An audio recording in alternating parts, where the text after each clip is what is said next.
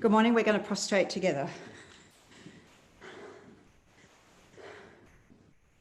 Om Namo Manju Shri Namo Su Shri Namo Dhamma Shri Soha.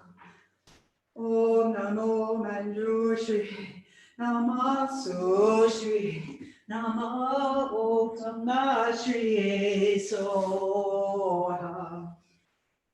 Om Namo Manju Shri Namo Su Shri Namo Dhamma Shri Soha. Please have a seat.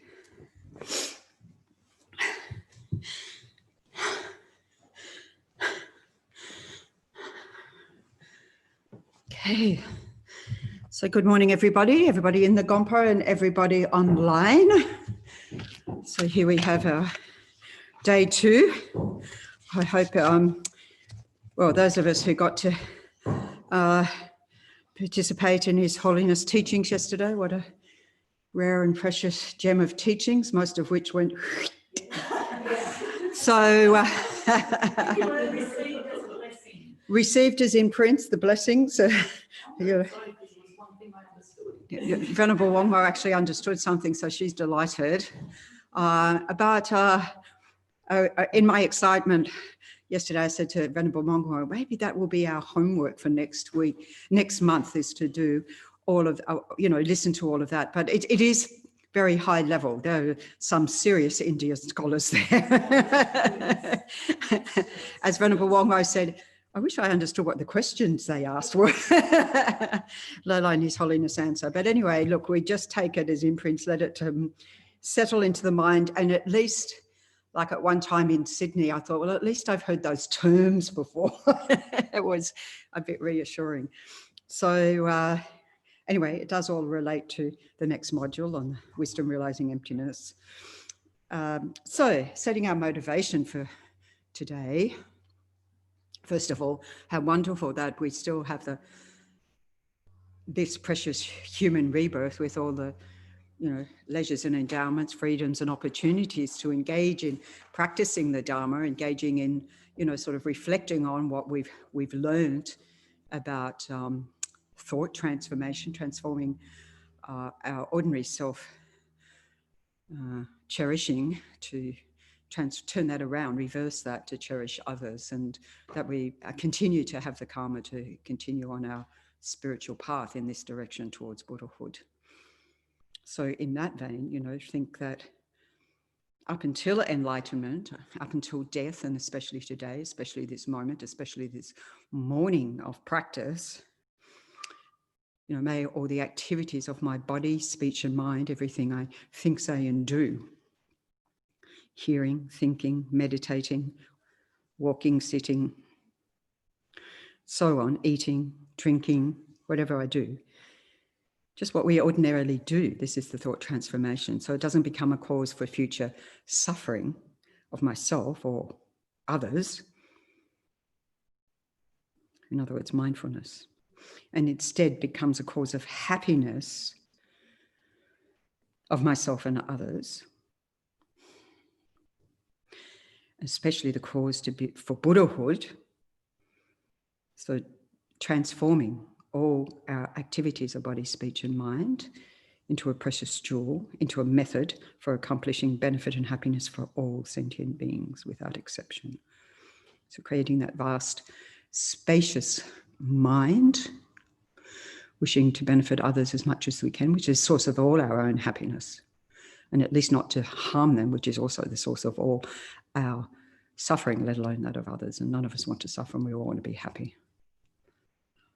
Like that.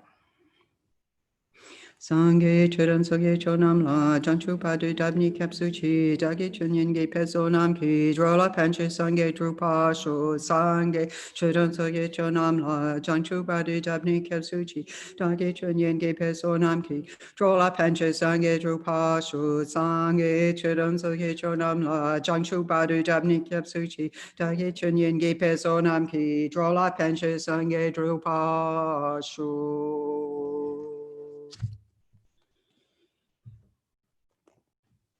Okay.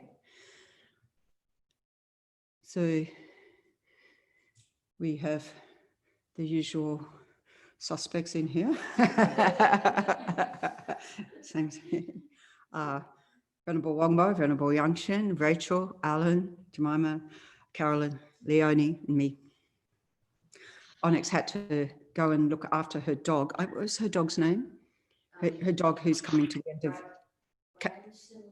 Branson. He's on our prayer list. He's coming to the end of his life. Well, he's old, you know, and he's got health issues. He's sick. He's very sick. So we hold him in our prayers. Okay, so like that. And then online, hi, Ingrid, Eva, Graham, Kate. Sorry about my late emails. Eek. Oh, Onyx has joined us online. Is that Branson, your dog? Oh, maybe Sally. Hello, Bronson David. He's Bronson David. He's watching. He's listening to you. He's listening to the teachings. Yeah. Oh, yes. Do you know, when I was in New Zealand, one time Lama Zopa Rinpoche invited the resident dog to attend the teachings.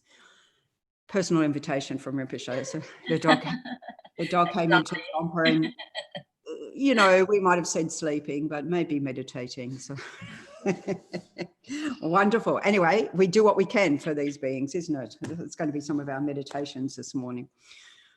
And Sarah, hi, and Sally and Steve and Tim, Virginia. Have I missed anyone out? Hi, everybody. So that's a good reminder to everyone here that there's more people online as well. Bronson David, there I've got it. Hello. Yeah, good. Okay, Doc. So this morning, I mentioned that we would engage in this practice of Tonglen, taking and giving. That's sort of one aspect of what we're doing.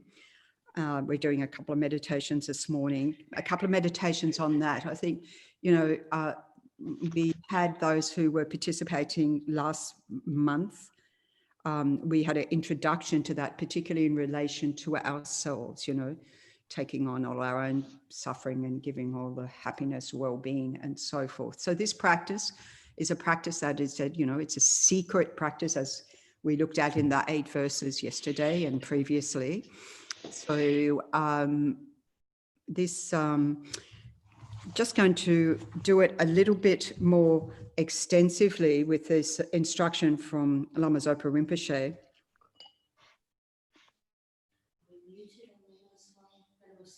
Okay.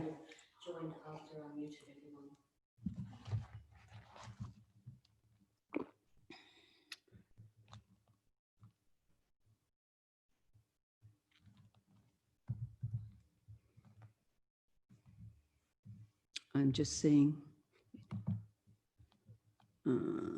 where do I do mute all? Oh, there.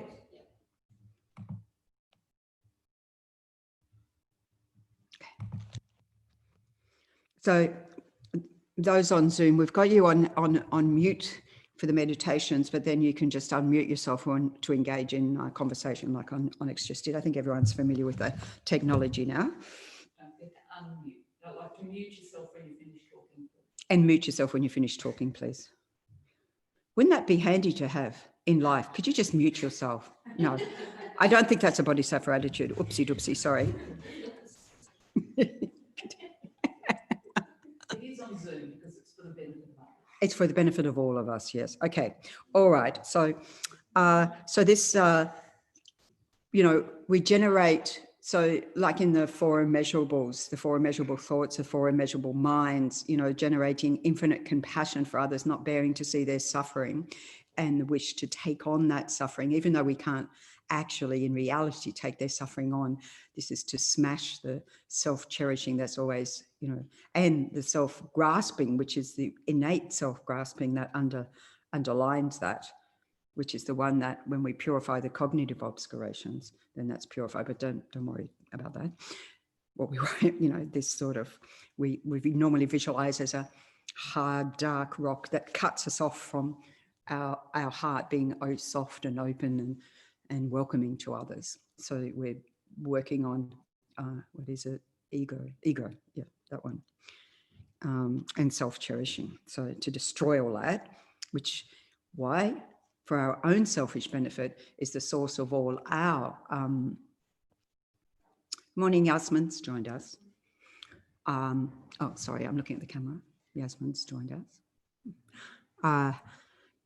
There's a seats down here again for you. Yeah, so destroying this self-cherishing thought, which is the source of all our suffering, and if we don't keep that in check with mindfulness, vigilance, as we said yesterday, then source of suffering for all other beings, through our actions and speech and our vibes. Just the energy of that. You don't have to open the mouth and, you know, it's like, oh, that's not a nice energy. Anyway, and then giving, if we could, we'd give all our happiness, all our health, all our roots of virtue, all our merits, everything to others, which doesn't mean we miss out. It's again, you know, so we're smashing the self-cherishing and then we're giving to cultivate the cherishing others. So a little bit like that, the function.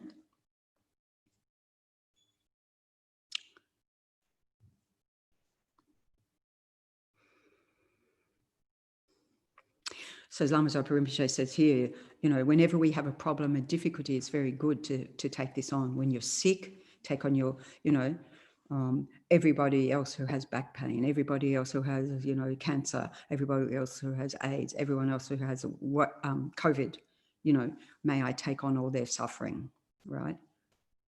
And it's to cultivate that courageous mind of a bodhisattva. So like that, we can use that every, you know, relationship fails, take on all the suffering of anyone who's ever experienced a relationship failing. And I think that's a lot of people in the world, or failure in business, et cetera, which is happening quite a lot like right now, isn't it? You know, the economic fallout of COVID and so forth, you know, and so, yeah, it's a hard struggle. Or any difficulties in our spiritual practice, which, you know, some of our teachers say, if you're not experiencing difficulties, then you're not practicing. So I've heard. So the more you go on, you know, different difficulties arise. You know, Kandrila, when she was in Wagga Wagga and the group, Potowa study group, which is now fully, you know, quite established, but at that time they were just starting out, and she advised them that they would have difficulties and problems. And one of the coordinator at the time afterwards said, what problems, what difficulties we have? And I was like, I have no idea. But because you're engaging in Dharma and it's a pure thing, there are going to be difficulties and problems. Yours are going to be particular to you, but we all experience that. So it comes with the territory. Comes with life, really. That's what we're talking about, isn't it? Okay. All right. So that's a little introduction. We'll engage. We're going to do this in two parts. So the first part is on the taking. So we're focusing on that. And then the second part is on the giving. So we practice and familiarize like this until such a point as it says giving and taking on the breath, as it says in the Lama Chirpa and, you know, the advice for practice, so that eventually, you know, we can breathe. It's as if we're breathing in all the suffering, smashing ourselves, cherishing, and then breathing out all the giving, you know, happiness and well-being and health and so forth. And then we can think about taking that into our actions, that in giving our speech, you know, they say that the speech of the Buddha has there's no like fault, and there's no like extra blah, blah, shall I say. That's right. Every word is meaningful. So we can think of that in our actions as well, that every time we talk, we're giving Dharma, even we saying, would you like a cup of coffee? You know, we can think about it like that, right? Okay. All right. So settling into a conducive posture to engage in this meditation practice. In other words, feeling well grounded, well supported, that whatever surface you are in contact with, the chair, the mat, the floor, cushion, that you feel well supported, and your legs, your feet, well grounded to the earth below, the earth element in your body, connecting with the earth element in the ground below, for providing a stable, conducive physical foundation for meditation. Of course, we know it's not the body that meditates, the mind, but We have to, just like we have here a beautifully conducive environment for meditation, then we say, okay, let's make the environment of the body also conducive. Nice long line, straight line, the back from the tip of the coccyx to the top of the head, and the back of the neck long. So the chin just naturally, slightly closer to the chest, and all the muscles around the face completely soft, open, all the muscles everywhere. You can track down from the top of your head to the tips of your toes, anything that feels tight or discomfort. First of all, breathing with the breath out, release, relax, let go, settling your body into a state of comfort and ease.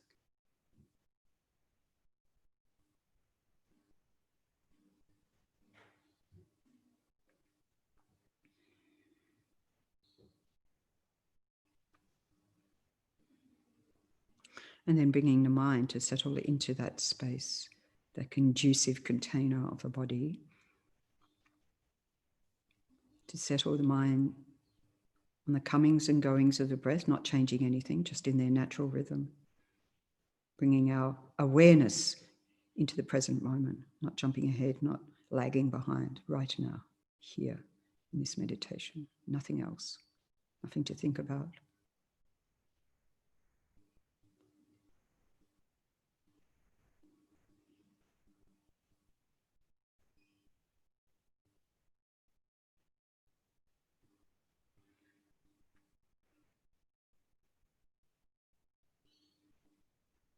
So this practice, in the practice of exchanging self with others, is incredibly courageous practice. It's far more important, Lama Zopa Rinpoche says, than visualizing the, purifying, healing light coming from deities, like we did yesterday with the 8 verses of thought transformation. Far more important than any other meditation. Far more powerful.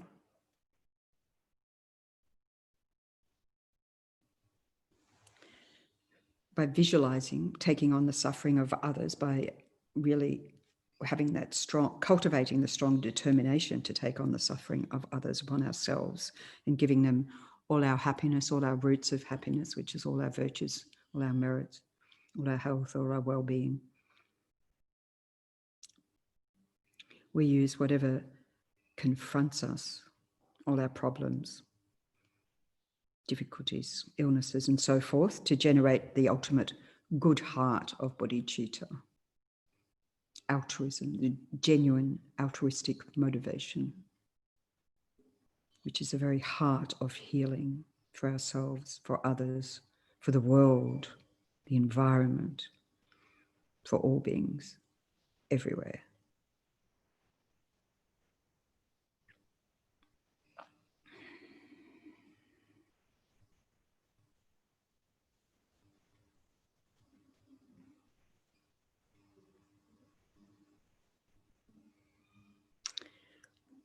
So firstly, generating compassion, the foundation for great compassion. Thinking by our observation how living beings experience suffering, even though they don't want to. So we can be specific here, think about specific beings. We observe the suffering. We observe them wanting to have happiness and yet suffering. And not knowing they're suffering. So suffering is obvious. Suffering of change, a little bit more subtle. But, just being in existence is itself in the nature of suffering, difficulties, problems, illnesses, so forth.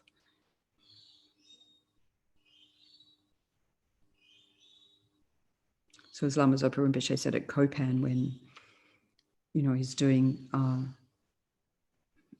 practices for the cows, mantras and so forth, for quite a long period of time. It was getting dark. But before it got dark, Rinpoche looked up and there was a cow and a bull having sex. And he laughed his head off and said, we're creating the causes for their nirvana, for their liberation, and they're creating the causes for their samsara, future suffering. But I guess if you'd asked the cow or bull, they probably thought, no, we're having a great time. We're all like that. Temporary happiness, temporary pleasure. We get caught up in that.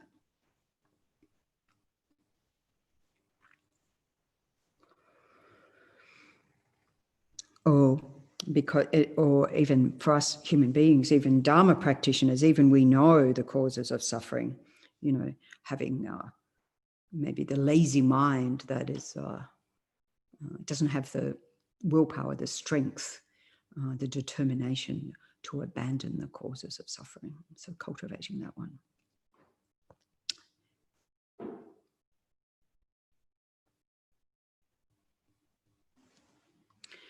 So wishing all beings, without exception, to be free of all their suffering, all the causes of suffering, all their karma, delusions, which is the causes of suffering.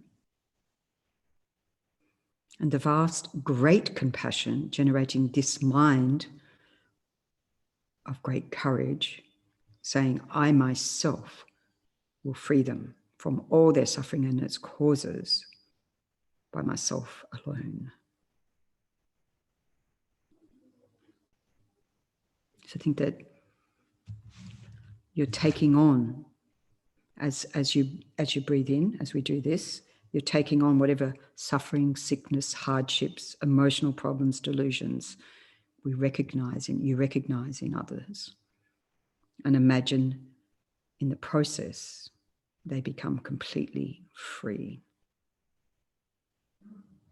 So for example, breathing in, imagine taking on all the suffering and causes of sufferings of all living beings through your nostrils in the form of black smoke.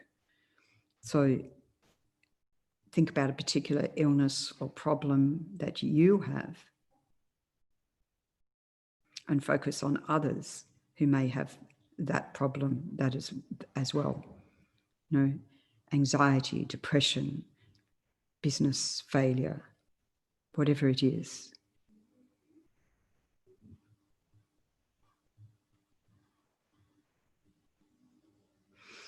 This suffering enters in the form of very dark fog or thick black smoke, which is like a thunderbolt, a laser beam, like nuclear power, which plummets the fearful force, you know, gets directly to the point, like that lightning strike from a dangerous electrical storm. You know, we had one here recently and the lightning strike was quite close, and so you really felt the energy of that's quite powerful. I think it's closest I've been to an actual strike. So this is so powerful that it shatters the unimaginably black, rigid rock, the wrong conception of me, self-existent I, the center of the universe. And the self-cherishing mind attached to take care of this mythical I, which doesn't exist in the first place. Wishing to take care of myself than for others, you know. And all the misconceptions that come along with that. So imagine that those as this dark rock at the heart chakra, center of the chest, not your physical heart. And then as you breathe in, it, you know, that suffering, it smashes that and that explodes into smithereens, instantly disappearing. And you experience the emptiness of all that.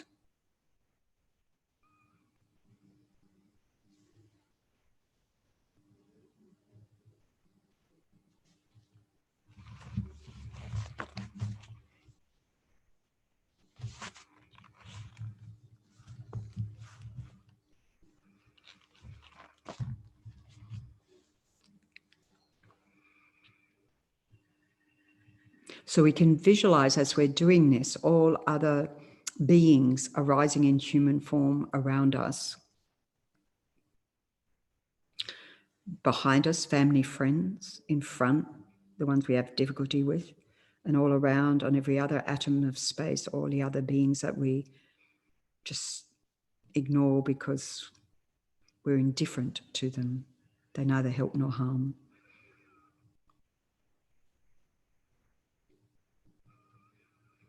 So we can particularly focus on these ones that we have difficulty with in front and do the same thing. breathing in, taking on all their suffering. As we were saying yesterday, hurt people hurt people. So think of the mind of these ones that you have difficulty with, you have problems with, the disturbances of their minds. Imagine taking that on. As His Holiness the Dalai Lama says in the, when we started doing the money retreats here, dedicating that may peace arise in the minds of the Chinese leaders of China. Of course, the ordinary people of China, predominantly Buddhists, right? But the leaders, may peace arise in their minds, in the minds of all world leaders.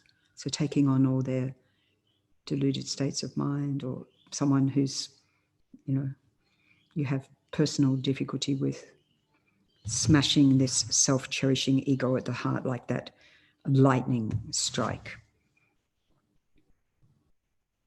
Smashing it to smithereens.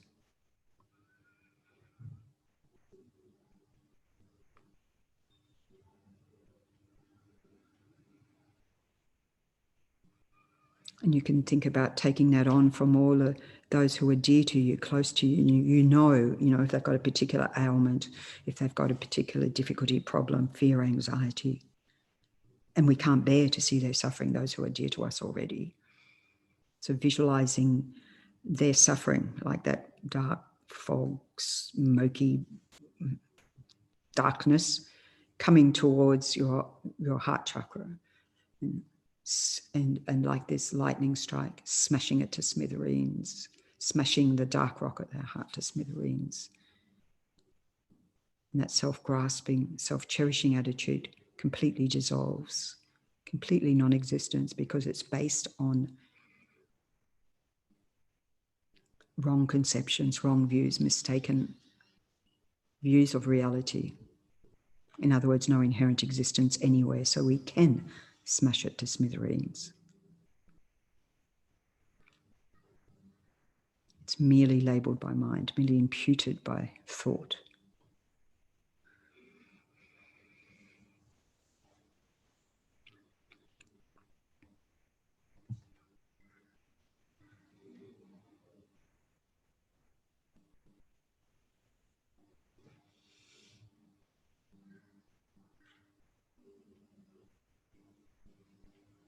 So we can think about all the numberless other beings without exception.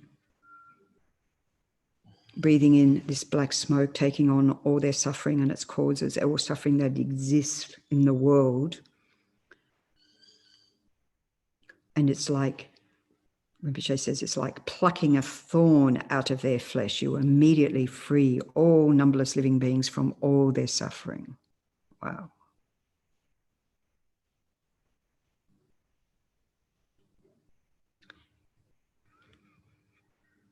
And then visualize that you're taking on all the subtle obscurations from the arhats, the hearer and solitary realizer arhats.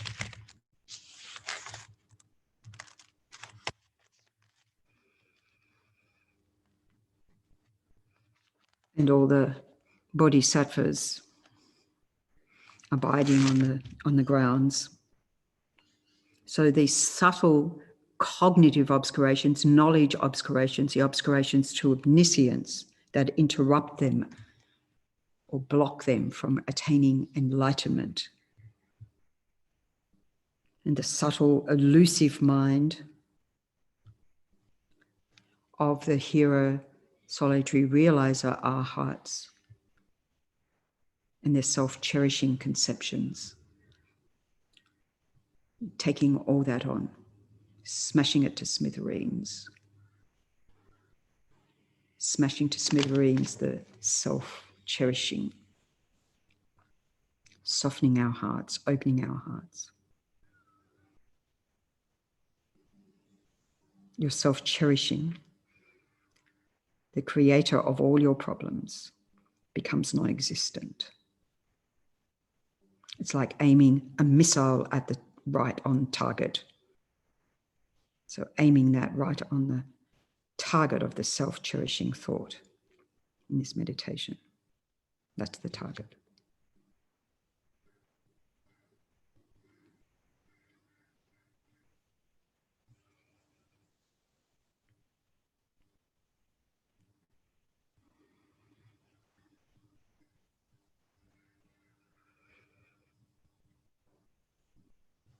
And then visualize that you're taking on all the tremendous sufferings, unimaginable sufferings of the beings in the hell realms.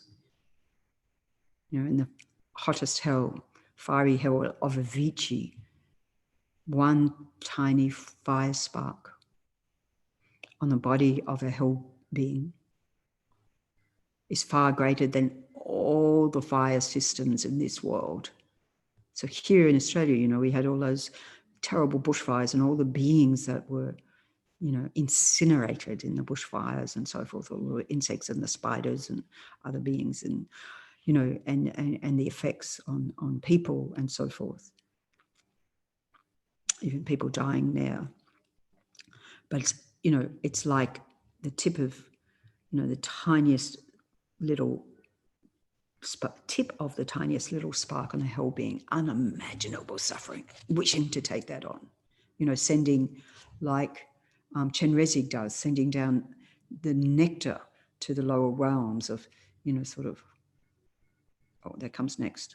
Okay, we're taking on their suffering right now.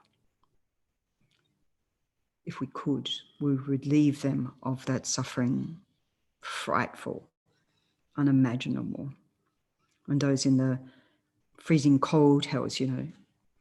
So when we feel cold here, we can think, I'm taking on the suffering of all beings who suffer just like immense, unbelievable freezing cold conditions, and they haven't got a heater to turn on.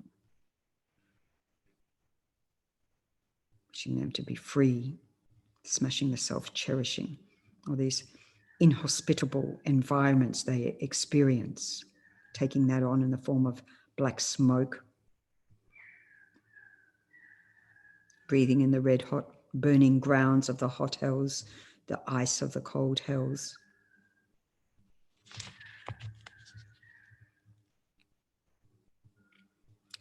And then all the problems, all the different heavy and subtle obscurations of all the beings in the hell realm, so they become free, wishing for that, wanting that.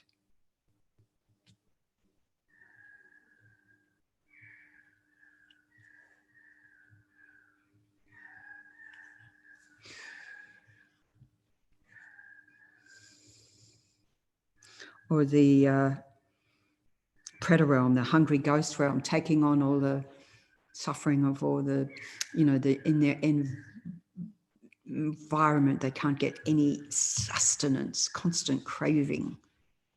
And, you know, they see some water, but when they taste water, when they can even taste it, when they even take it in, it tastes like pus. But they go towards the water, they see a water source, and before they get there, the earth's all cracked and it's dried up. So there's incredible suffering to even get one tiny drop of sustenance. And when they do, like the long extended necks full of razor blades and pus oozing, and they've got that, you know, big belly, like when we, like malnutrition, that malnutrition belly, because they haven't get the sustenance, completely starving. So this constant, unbelievable craving. You know, we experience a bit of hunger, and it's nothing compared to, we say hungry ghosts, but they're starving for any sustenance whatsoever. Unbearable, wishing them to be free of that. Can't bear it. Smashing the self-cherishing. That has a meltdown when you don't get your coffee's not the right temperature or the right taste or whatever. You know, put it in perspective.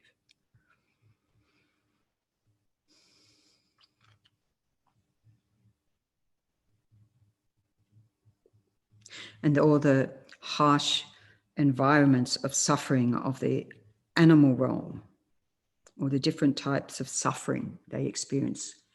Of course, deep ignorance, fear, being killed, suffering heat and cold, and, you know, in accordance with the elements, especially in the wild, hunger, thirst, being eaten by others, being tortured, being made to do hard work,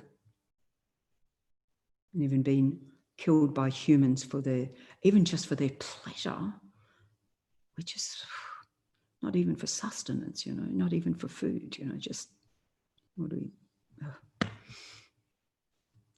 shooting, you know, and so forth, or being culled because human beings don't want to have those animals there, like all the Brumbies, you know, they're having debates about it at the moment.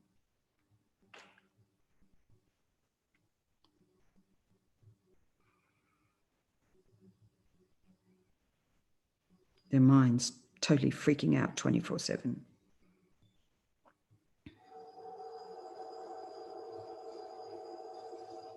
So this black smoke coming in through the nostrils down to your heart, absorbing into your self-cherishing thought, completely destroying it so that your self-cherishing becomes non-existent. This is the point here.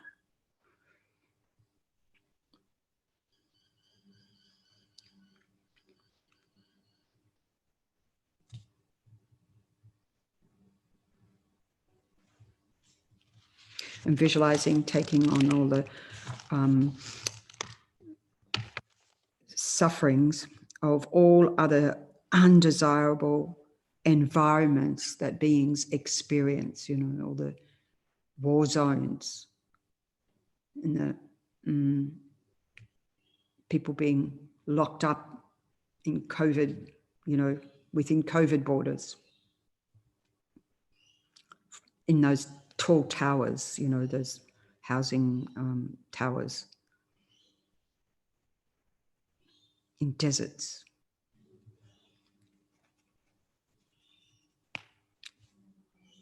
in Antarctica, freezing cold, in polluted waterways. So much suffering. Using that suffering to absorb into the self-cherishing port, smashing it to smithereens. This self-cherishing based on the ignorance, smashing that, this concept of true existence of me, as if permanent, independent, self-sufficient. We know that's not true.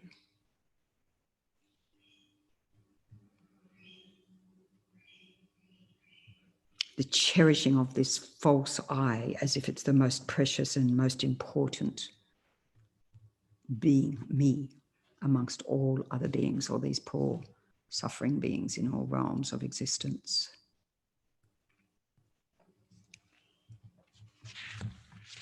And then thinking of the beings in the God realms, taking on all their suffering or their worry or their jealousy, you know, with the, the jealous God sending up the arrows into the top God realm because, you know, the roots of the fruit trees are in their realm, but the fruit's in the upper God realm, and so they're not getting the fruit.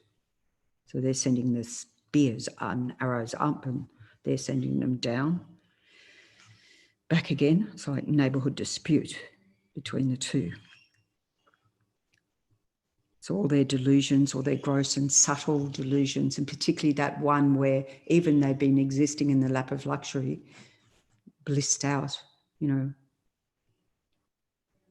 countless number of years, and then a week before their death, they get that warning of, and they see a premonition of their future rebirth because they've frittered away all their merits. Freak out, take on all that suffering. Any being experiencing, you know, death, take that suffering onto the self-cherishing thought. Completely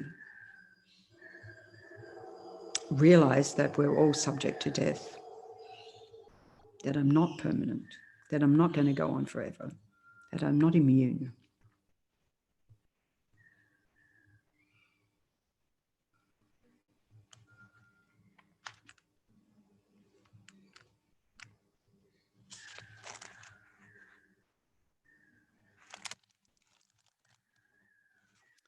Visualize that you're taking on all the negative influence in the world or the hindrances to the Dharma existing in the world. So we've seen this year the hindrances for our teachers being able to travel. They've been overcome, right? We can live stream. How precious, how wonderful. So all the hindrances that cause degeneration of the teachings by false orators, by false teachers, or by, whole forces opposed to the Dharma. In different countries in the world, the suppression of the Dharma or the even killing. Look at Tibet. Look at China. Look at different places where the Dharma is being prevented, where it has flourished in the past, is being severely threatened. And even in the whole world, the difficulty, like here, since, being in lockdown since March and then opening up now, and, the difficulty to keep the Dharma Center open, to keep it going, just, like many businesses in the world, but this is the most precious business, the Dharma, taking on all those hindrances to the flourishing of the Dharma. Here are other Dharma centers, monasteries, and so forth, throughout the whole universe, that the teachings of the Buddha prevail. So taking on the light suffering, all those hindrances, all those obstacles, smashing the self-cherishing thought, so it becomes completely non-existent.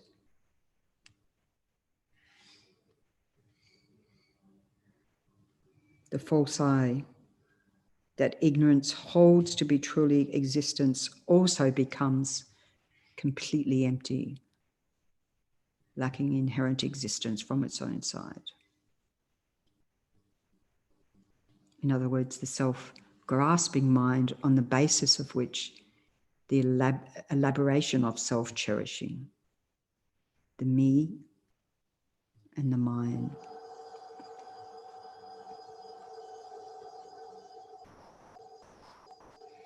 So meditating as long as possible on this ultimate nature of the I, of its illusory nature, of its dependence on causes and condition, dependence on its parts, and being merely labeled by mind, a mere nominal imputation, a story, hallucination, as Lama says, that my mind has made up. So meditating on emptiness in this way, the most powerful purification. So as much as whatever you understand of that right now, settling your mind in that emptiness of this self-cherishing, self-grasping mind in the first place. And it's the best healing, the best way to purify disease and the causes of disease, of our physical and particularly mental afflictions.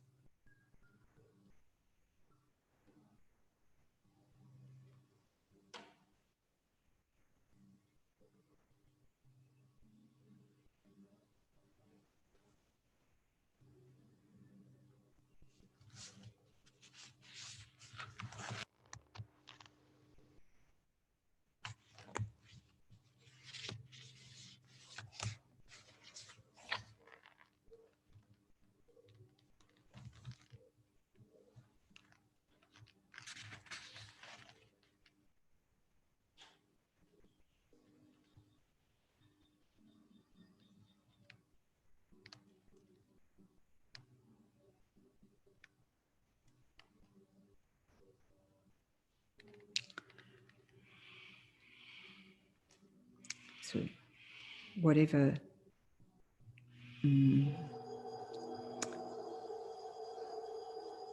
thoughts of the emptiness of this I, whatever weakening of that grasping at a self-existent, inherently existent me and the self-cherishing thought, in whatever way we've been able to weaken that through this practice, hold that in your mind, that experience, to return to again and again, on the cushion, off the cushion, to cultivate this mind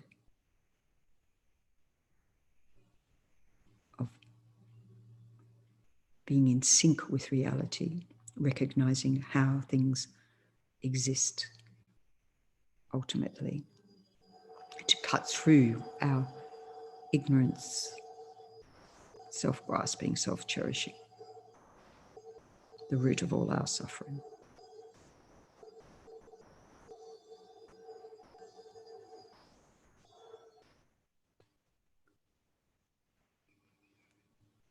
So whatever realizations, experiences we've gathered individually and together in this meditation, may that become the roots of happiness for all beings, for the well-being of the world and all those who inhabit the world.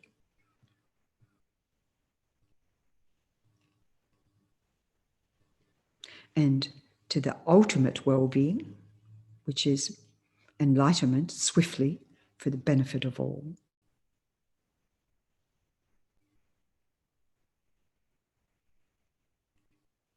May I become a Buddha as swiftly as possible. I must, I will. To benefit all beings without exception.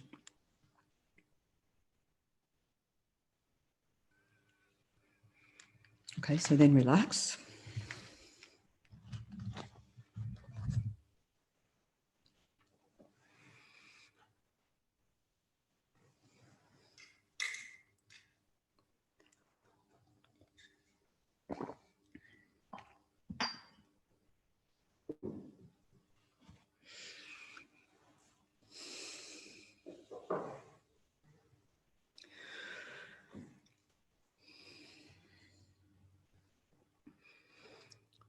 Okay. Any observations, any comments? Anything anyone wishes to raise? Yasmin, yeah. I find it quite a struggle with practice online. Yes. I find that taking in the suffering really intense. Yeah. I feel like I'm in a mess afterwards. I just feel it so deeply. Mm. And I'm not sure how to just dispel it, like this lightning bolt you shared. And How to dispel what? the suffering. Okay. So we're taking it in and I'm breathing it in. And perhaps other teachers have taught it slightly differently with the dissolving of the suffering. But they don't elaborate too much on it. So it's yes, to dispel the self-cherishing. I understand that. Yeah. I feel that I'm taking it in and it takes me a while to process it. Mm. Okay, thanks. So Yasmin's saying this is a very intense practice and she really feels the suffering. So she has a mind of great compassion, great empathy towards other beings. So it's quite a powerful practice and she's feeling the power of that practice and feeling, if I get it right, the self,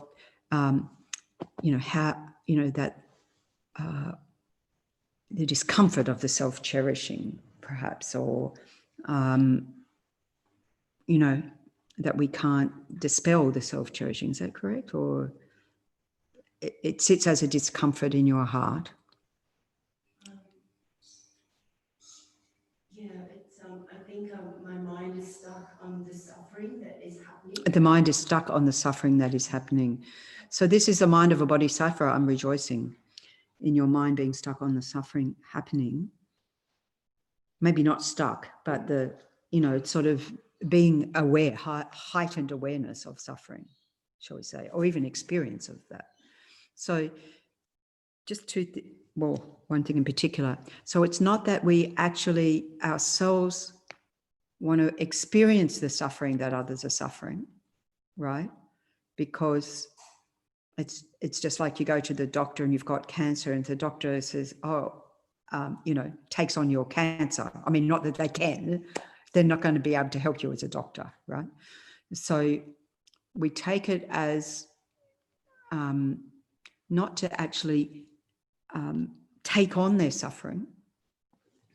So the key of this is not to be overwhelmed by that suffering, although a little, you know, our self-grasping mind does need to be discomforted.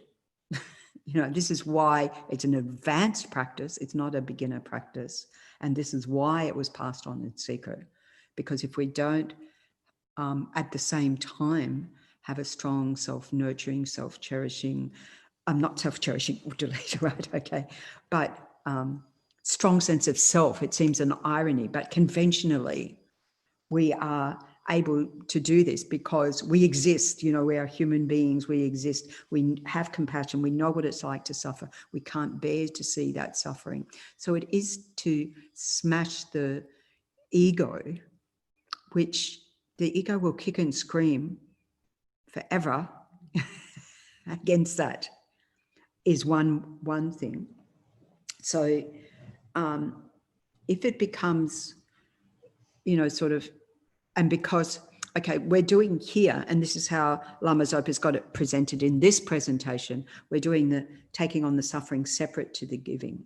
But when you do both together, it's more balanced, I find, because it's like you're not intensely just taking on the suffering. There is a benefit to that, but there we went through every realm as it's presented here, you know, every realm and so forth. And that's pretty full on, to say the least, right? Yeah, Venerable Wangwai's adding to that. Yeah, I've done this a lot, and but I don't know for how long, and still sometimes, you know, I quite often I just end up in tears. And it's, for myself, I find separating the pain from the suffering. So I'm not taking on their physical pain, it's the suffering, and that's mind, and that can be changed. It can be changed in my mind and it can be changed in their mind. And I focus, when I start to feel overwhelmed, that's when I start, okay, the suffering is from the mind and that can be overcome. Do you want to come up here and say that? Because I can repeat it, but Venerable Wangwai said it very nicely. And I might not be able to do that. Say it the same way again. Say it the same again. So when I get overwhelmed with the pain and the suffering, I separate the pain from the suffering. The pain, you know, often we can't do anything about like the physical pain or the mental pain, but the suffering is in our mind, and we actually can do something about that. Not that it's easy, and I can't do it yet for a lot of things, but we can train our mind to overcome the suffering. So when I'm getting overwhelmed by taking on all the suffering of others and taking on their pain, I sort of get stuck on taking on their pain, and I have to shift and say, no, taking on their suffering, I can change my mind to overcome my suffering. And then I can sort of visualize or just see these people that are suffering so badly, using their mind to overcome their suffering. So anyway. Thank you. Gompo, are you, hello, just joined us? Yeah, Gompo's joining in here. Yeah, you want to say? So sometimes we can, because we have been in suffering so long, we've accepted it as part of the way things should be. And sometimes we need a very strong, powerful practice to jolt us out of acceptance of suffering. And that comes through this practice, as you're saying, it's a very powerful practice.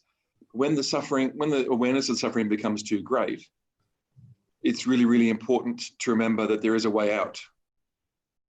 And that if we practice Buddha Dharma, we can find a way out for ourselves and therefore lead others out of the suffering too. So when the tears and the pain becomes too much in contemplating the suffering around me, I remember, how do we get out of this? What practice can I do right now to get me 1 millimeter closer to enlightenment so I can benefit others and stop their suffering?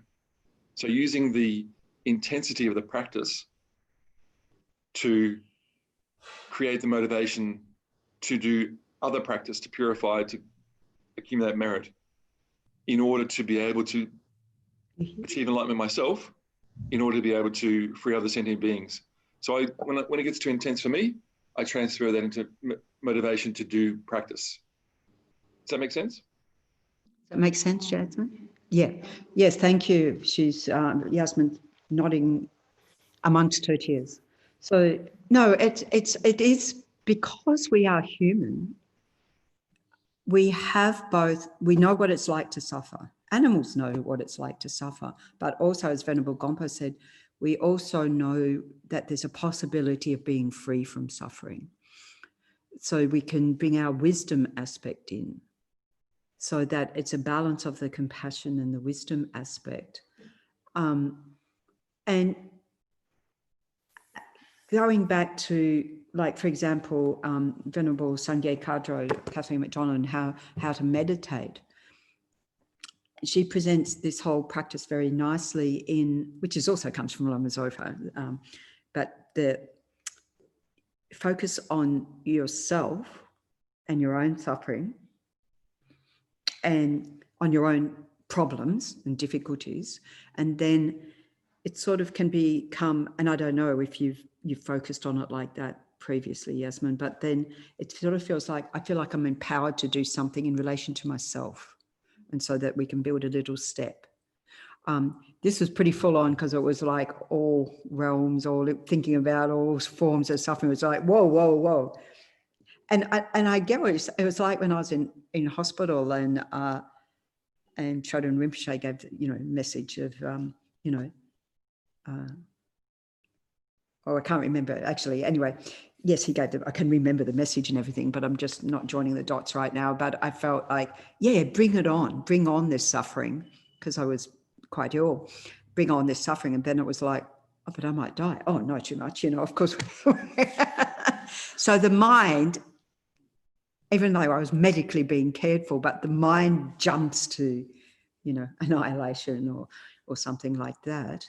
But also, people working in the medical professions right now, and I can turn that sort of overwhelm to thinking of people working in the medical professions, because just having that couple of, paramedics and nurses, sort of getting in touch and saying, how can I help others in this situation with the pandemic, right at the beginning, how can I help others overcome their fear, their anxiety, when I'm full of fear and anxiety right now?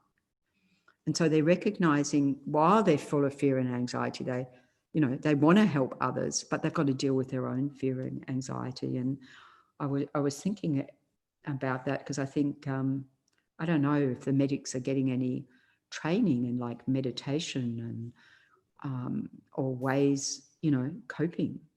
I hope. Leonie's going, no, and this is the thing of, so this is the distinction between empathy and compassion. The mind of empathy does take it on and get overwhelmed. But the mind of compassion is one that I can't bear to see suffering. What can I do about it? What can I do to change this? So it's like, what's the action step? Can help us move out of that. Is that sort of helpful? Yeah. So nothing wrong with the feeling of overwhelm of the suffering, although we can say, I think I'll just take this in baby steps. And we should, because this is a bodhisattva path. This is the deep end of the pool, We don't want to drown while we're trying to save others. So we can back off from it as well and just, focus on ourselves, or just, do it for a short period of time. And this is where it said, like in the Guru Puja, riding on the breath, one breath in and out. So one breath in and out, you know, take on the suffering, give you all my happiness. And then I can do that, and I can do it again and again. And it's training my mind to focus more on others. So this is the function of this. The function of it isn't to get overwhelmed. So I think also we can say, okay, too far. I'll just take a step back. I'll take a step back.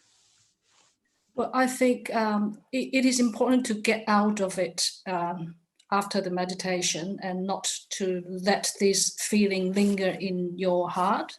Otherwise, probably, I don't know, you don't want to get depressed. No, you don't want to get depressed either, overwhelmed. Yes. And so, yes. And that's why it's always accompanied by the giving, which we're going to do now, and checking how people are feeling after that, because that's an action step. And so then when your dear loved ones are dying or ill or so forth, you think, what can I do? You know, you can't stop them dying. I mean, the medics can't stop them dying. You can't stop them dying because death's part of living, right? At a certain point, for example. But you can think, oh, well, I can wish for their well-being. I can be a peaceful, comforting presence. I can say the words in their ears that comforts them. You know, the things that we can do. So we look at what's possible. Okay. Yeah, I'm thinking Dalai Lama, people said when he hears something sad, he would cry. He would cry, and then the next minute he would be cracking jokes. Yeah, Dalai Lama, yes, he'll cry and then he'll crack jokes. It's not because he's insensitive. It's very sensitive. Yeah, that means he can get out of it very quickly, but his compassion is very real. Yes, but it's like we want to get to that level, but way to go, you know, that level of compassion.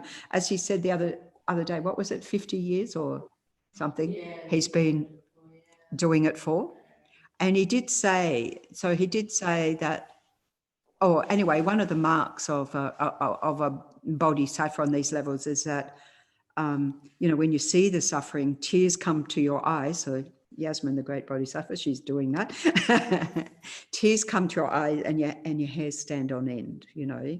So you have that experience when you see the suffering. It's just like, they do experience that, but not be overwhelmed by it, because it's like, I've got to do something. So what can I do? Leonie? So we use this practice at Karuna.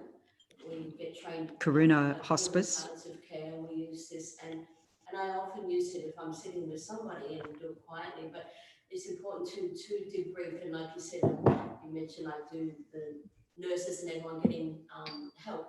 There are places that do debriefing, and that's one of the things is to talk about it.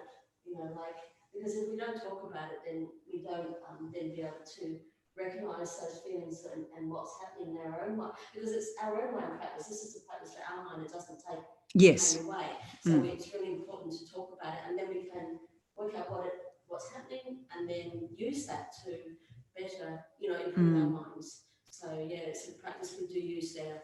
And just to put you in good company, Buddha Chenrezig, you know, when he was on the path training, Bodhisattva training on the path, and he said, you know, and I don't know how many countless great eons of training in this. And then I said, if I ever lose I was going to say cool, but I don't think he said that. If I ever despair for even one moment, may my body be split into 1,000 pieces. So that happened, which is why he split into 1,000 pieces, because he thought, I've been doing this to take on the suffering of the world. And then you looked around to see how's it going, and no suffering had been removed. And so this was after, you know, quite a considerable eon or two. And you know, the tears came. And out of those tears came green Tara, action, and white Tara. So, and Tara said, don't worry, I'll help you. Swift action, swift action. So you have Tara tears, action one. It's quite nice, isn't it? And then Buddha Amitabha, his guru, you know, put him back together again. So we have Thousand Arm Chenrezig with the 1,000 eyes and ability to see all of that. So on the, you know, etc. Heads. 1,000 eyes and 1,000 hands. So 1,000 eyes, 1,000 hands. Yes. we're sort of at the point, I think, where we might be starting to 2 eyes, 2 hands. we're getting the eyesight's getting better, but we haven't got more hands. We haven't got, no, but you start to think, well, would be handy to have more hands. Yeah, we're getting the eyes, and the hands will come, but they're just lagging behind a little. Okay. Okay, so we have to do the second part of this so that we can cultivate that courageous mind. And yeah, because it is, yeah. It's good you raised that, Yasmin, because this is not to put us down and get overwhelmed with it all, you know, like that. What was that film where the horse was drowning in the sea of sadness or whatever? Anyway, I can't remember. We used that in the Cultivating Emotional Balance teacher training. The image of sadness was the horse drowning in the sea of ocean or lake of sadness. Okay. All right. So this half, focusing on the giving, so that as we breathe out, we're thinking that we're giving all our merits, all our health, all our well-being to living beings. So this is the mind then cultivating the cherishing of others, even the awareness of others. Okay. All right. So setting again your posture for meditation.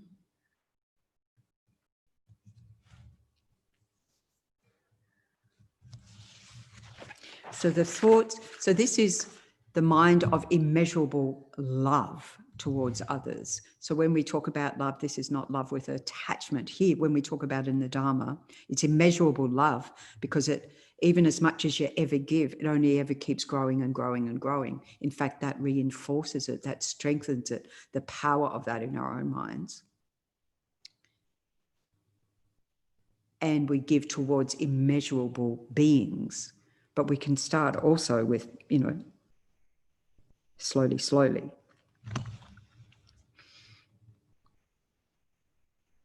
So this courageous mind that thinks, may all beings have happiness and the causes of happiness.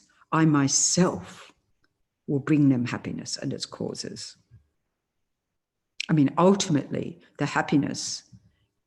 ultimate happiness is the happiness of enlightenment. For that, I need to become a Buddha myself. But, you know, sort of seeing ourselves in the meantime, as Geshe Doga says, as the wish-granting jewel, yes, that our body is the body of a Buddha, you know, that we are giving the Dharma, which grants all the wishes of all living beings. So we can think like that, our body and our speech. But also thinking, we can think that we're giving everything we have to every living being, all our good karma, past, present, future, even the stuff hasn't happened yet. Or the happiness that results from all of that, all our conditions that we have for happiness right now, that we've had in the past, that we'll have all the way up to enlightenment, giving. All of that visualized as this wish-granting jewel that normally it's said that a wish-granting jewel gives you everything you wish for in this life, but we can think about it being even more precious than that.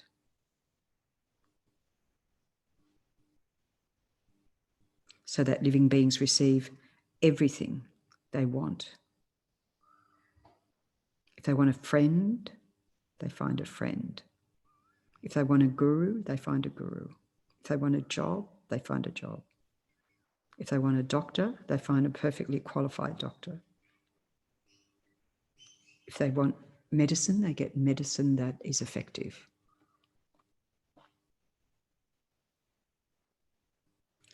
We can think that, you know, for those with incurable diseases, that we become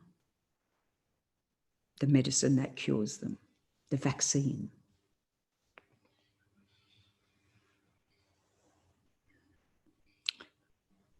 And since the main human problem is what? finding the means of living. You know, we have people who are been put out of work, more people being put out of work because of, you know, the COVID pandemic. In some areas, more people put out of work, losing their businesses, closing down, and or people in quarantine, so they can't even go to work.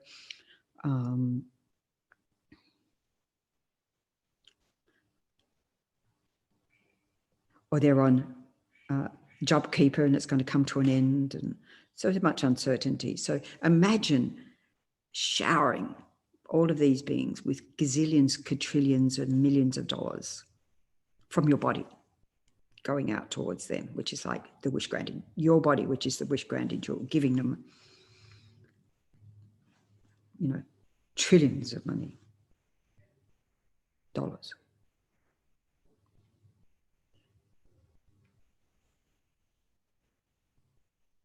Because when people have what they need, all the resources that they need, so you can also think they're giving them all the resources they need, everything they need to be able to flourish, to be well, to be happy. You can think of those dear to you, what they particularly need. You can think of those in hospital, the workers and the patients.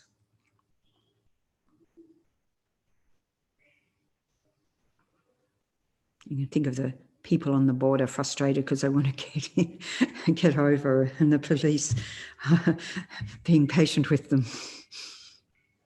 Whatever they need. Of course, you know, material things, medicine and wealth. I mean, not overly wealthy, but money, what they need. Food, clothing, shelter, blankets. Just imagine that all emanating from your body. That you could, if you could, you would give them all of this. And that the environment, all these difficult environments, transform just like here into a pure land, a pure environment. The pure land of Chenrezig, Buddha of compassion, or of Amitabha.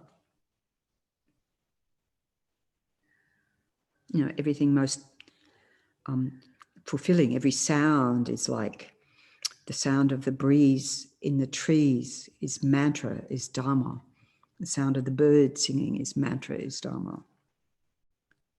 And they have perfect enjoyments, everything they need. Delicious foods, you know, the water is like nectar. That's how it is in the Pure Land.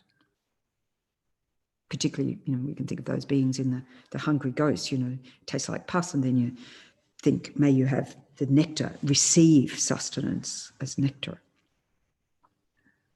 All the enjoyments that cause them, by enjoying a Pure Land with all the perfect enjoyments and immersed in Dharma in their ears and surrounding them, all these enjoyments cause them to generate in their own minds the path to enlightenment. And they too become enlightened. Imagine that, all the beings of this world.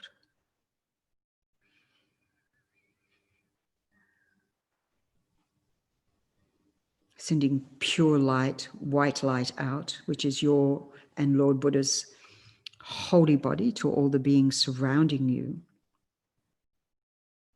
Each atom of light becomes everything in the nature of happiness that beings need to relieve their sufferings, their fear, their distress. This pure white light becomes everything, all the resources they wish for, generates the understanding of the Dharma or the realizations of the path. Their minds become the Dharmakaya, wisdom mind of a Buddha, perfect wisdom to know exactly what to do in any given situation, how to benefit any sentient being. And their body, the Rupakaya, form body of a Buddha, taking whatever form is of benefit to others.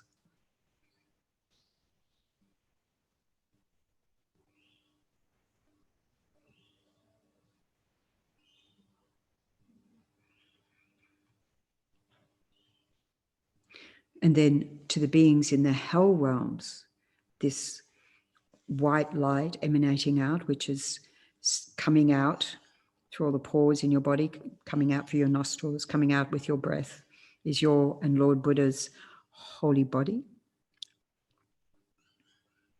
Each atom of light becomes everything in the nature of happiness that hell beings need to relieve their distress, to completely eliminate their suffering, their fears.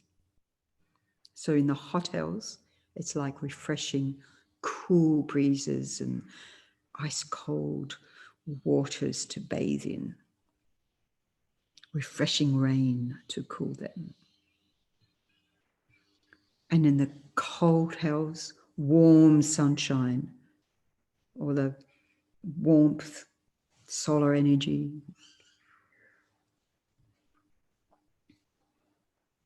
To transform their environment.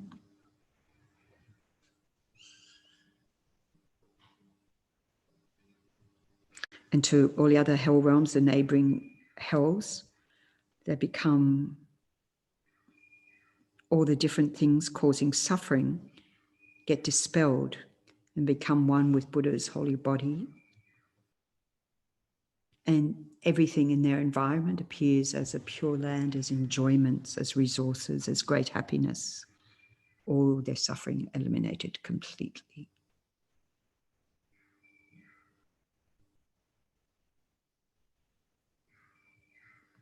And they gain the teachings, the realizations of the path up to enlightenment. They too become a Buddha with the Buddha's wisdom mind and the Buddha's beautiful body, whatever form is needed.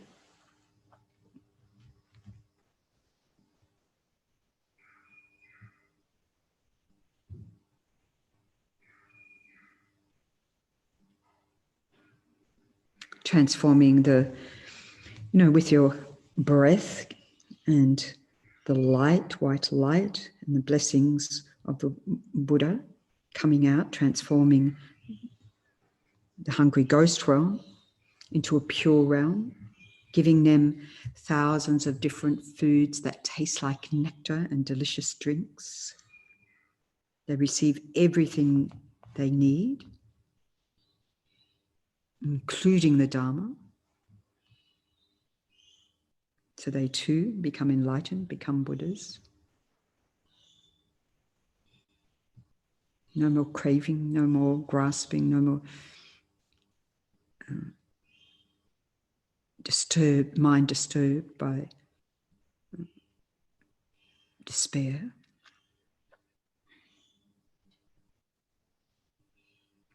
Completely powerful, compassionate, loving, wise.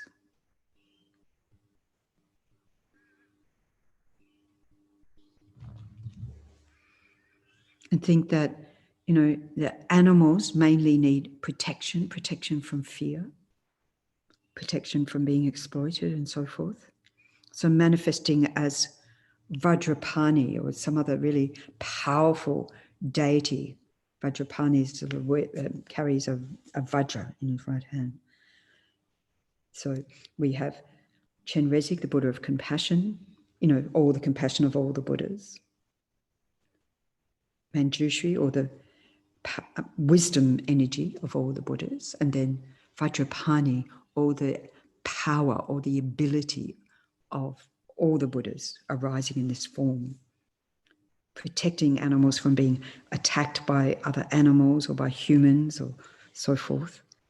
And they receive everything they want, they need. Yourself, this precious jewel radiating light and resources towards them, giving everything they need materially, giving them love, giving them Dharma, so that everything they receive becomes the cause for them to actualize the path to enlightenment.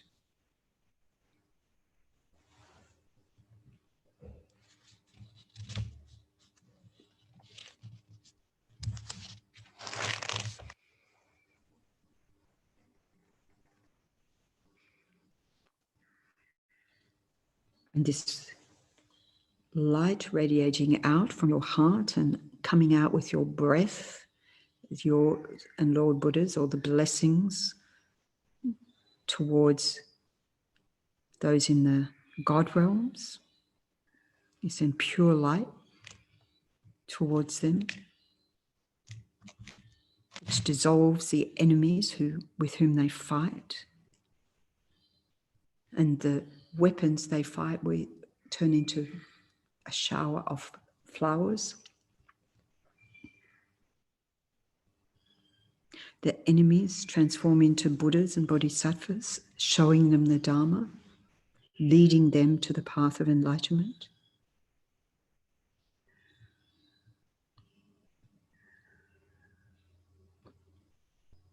And this rain of flowers and beautiful rainbow-colored clouds make them receive realizations of the Dharma, of infinite happiness.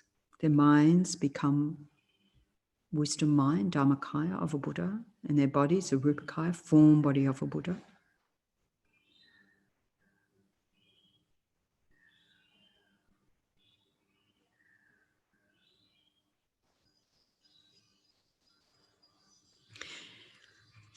And all the solitary realizers and hearer arhats, all the bodhisattvas on the grounds, receive this light, yours and Lord Buddha's blessings, the holy body to each of these beings, of each of these arhats, Arya beings, becomes for the bodhisattvas or the higher tantric realizations that eliminate the subtle imprints on the mind, the grasping at appearances, bringing enlightenment, quickly purifying the subtle, elusive minds. It becomes the fundamental Mahayana realizations and all the tantric realizations for the arhats, purifying their self-cherishing, any other subtle obscurations in their minds completely eliminated, and they too become Buddhas.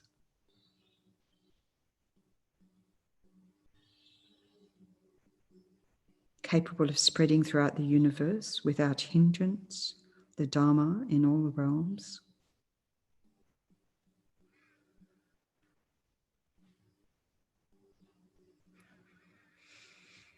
And then as you breathe out, sending pure white light out, which is your and Lord Buddha's holy body, this light towards all the Dharma centers that are struggling and having obstacles, or the monasteries and so forth, or in all the countries where the Dharma is suppressed or not yet there, that this light continues out and creates the conditions for continuous, uninterrupted teachings of authentic traditions traced back to Shakyamuni Buddha, making it impossible to have any degeneration of the Dharma, any wrong teachings. So the teachings are, which is the sole medicine for all beings, is preserved so that every being is able to engage with the Dharma, every joy being materially supported, the Dharma being honoured and valued in the world, just like His Holiness the Dalai Lama as a beacon of light and hope in the world, and of peace and of compassion, and abide for a long, long time, for as long as space endures.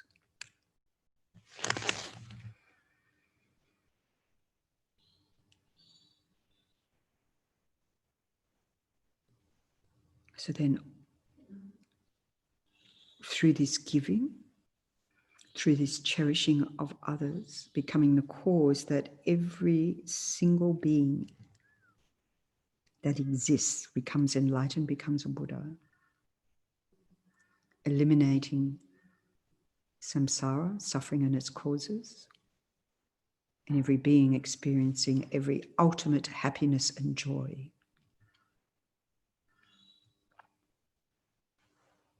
And take great delight in that in your practice. Think, through this, I have created the causes for all these enjoyments, for all beings in every realm, up to and including enlightenment.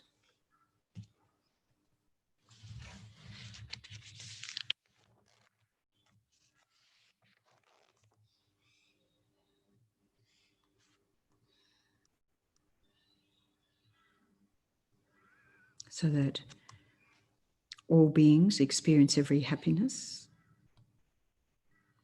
all their sufferings, and deluded states of minds completely evaporated, eliminated, no longer exists on any atom anywhere, because they are not in sync with reality. So everything that is positive, everything that is conducive to well-being, to the Dharma, to cultivating a mind of wisdom, compassion, kindness, generosity, and so forth. All this is our true nature of all beings, everywhere.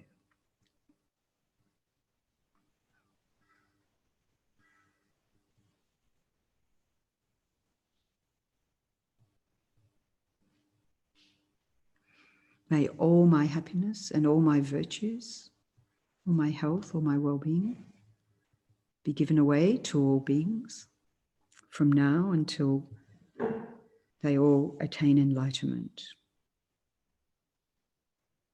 May I be responsible for this by myself alone.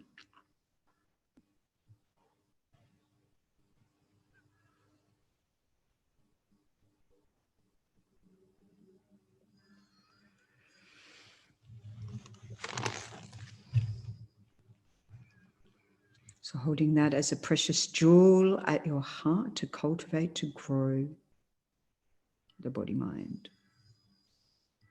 When you're ready, open your eyes, adjust to the light, sights around you, happy, refreshed.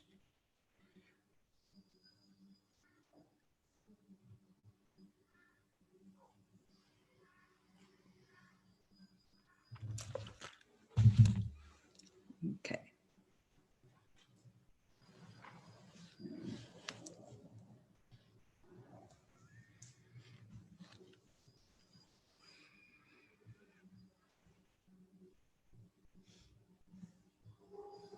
Okay. We good for a break? Shall we take a break? Oh, advise the dates for the next module before the break. Yes. So thanks Ingrid for that prompt.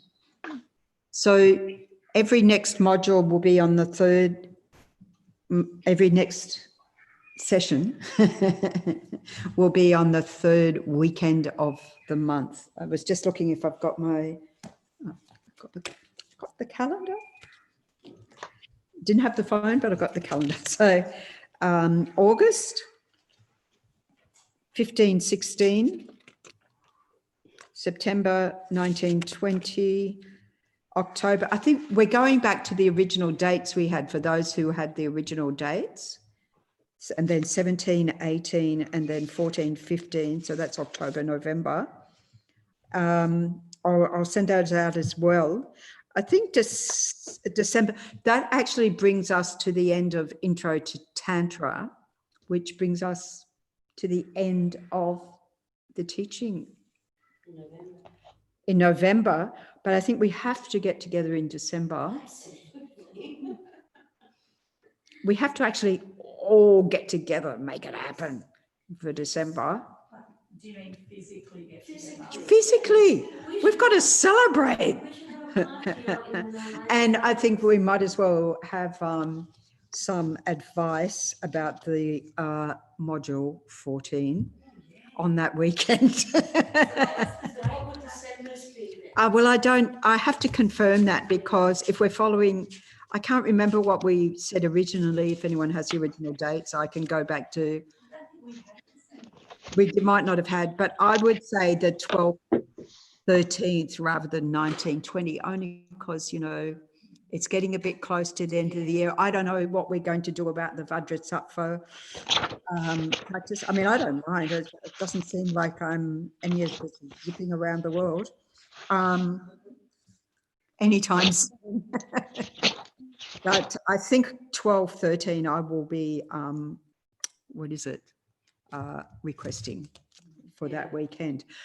And I've just been having a conversation with Claire, who was joining us in the classes, but now she's been nabbed for the shop for reception during these times. So she's down there in the shop, but we were just having a conversation before this session and suggested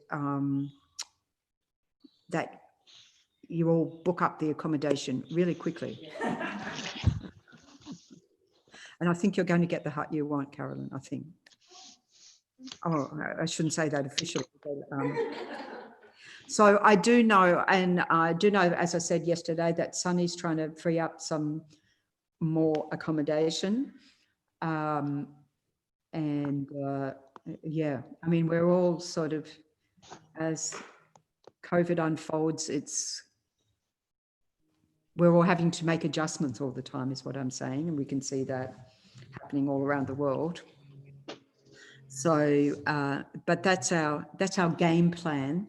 And also, as I said yesterday, so I don't know if Susan's with us online, but there is also, you know, one or two people also offering accommodation nearby. So at the house nearby. So there could be a couple of options there. Okay, so yeah, I just say book now, book out the year. I mean, that's what we're sort of going back to normal, isn't it? That's what people were doing before, booking out the whole year. Those of you who want to be here, and I appreciate with people whose health is compromised, that's not so easy to do, but let's try and make it happen at least for December. So we'll see how we go in the next couple of months in the world. Yeah. Any questions about that, about the accommodations? Well, they'll go to Claire. She's dealing with that. So she's, I don't know if you had an email from her recently, Carolyn or Leonie or whatever, but she's modifying we have to, for our COVID compliance, ask the questions of have you been in a hotspot in the past, whatever. I don't know that's how that's going to go if you book up for later in the year when a hotspot might be somewhere else. So we just have to deal with all of that. Maybe I'll get her to put, subsequently, if you find yourself in a hotspot, let us know. And if we find ourselves in a hotspot, we'll let you know. No, it'll be disastrous because we'll have to close, you know. When they come for the weekend, they might have to answer those questions again on the, you know. Like yeah. Anyway, we're trying to sort of make sure, you know, manage it for the safety of all, of course, you know, of all. And I do appreciate that it's a challenge for people with who are in at-risk groups, you know, maybe not so advisable to be here physically. So, yeah. Does December have to be a full weekend, or can it be just? I don't know. We can discuss how we want it December to be. If we want it to be one day or the full weekend, you know, we can discuss on the email, as we do. Okay. All right. So any other questions? Are you going to keep offering the online option for DB courses? Yes, we have, we're purchasing more and more and more equipment.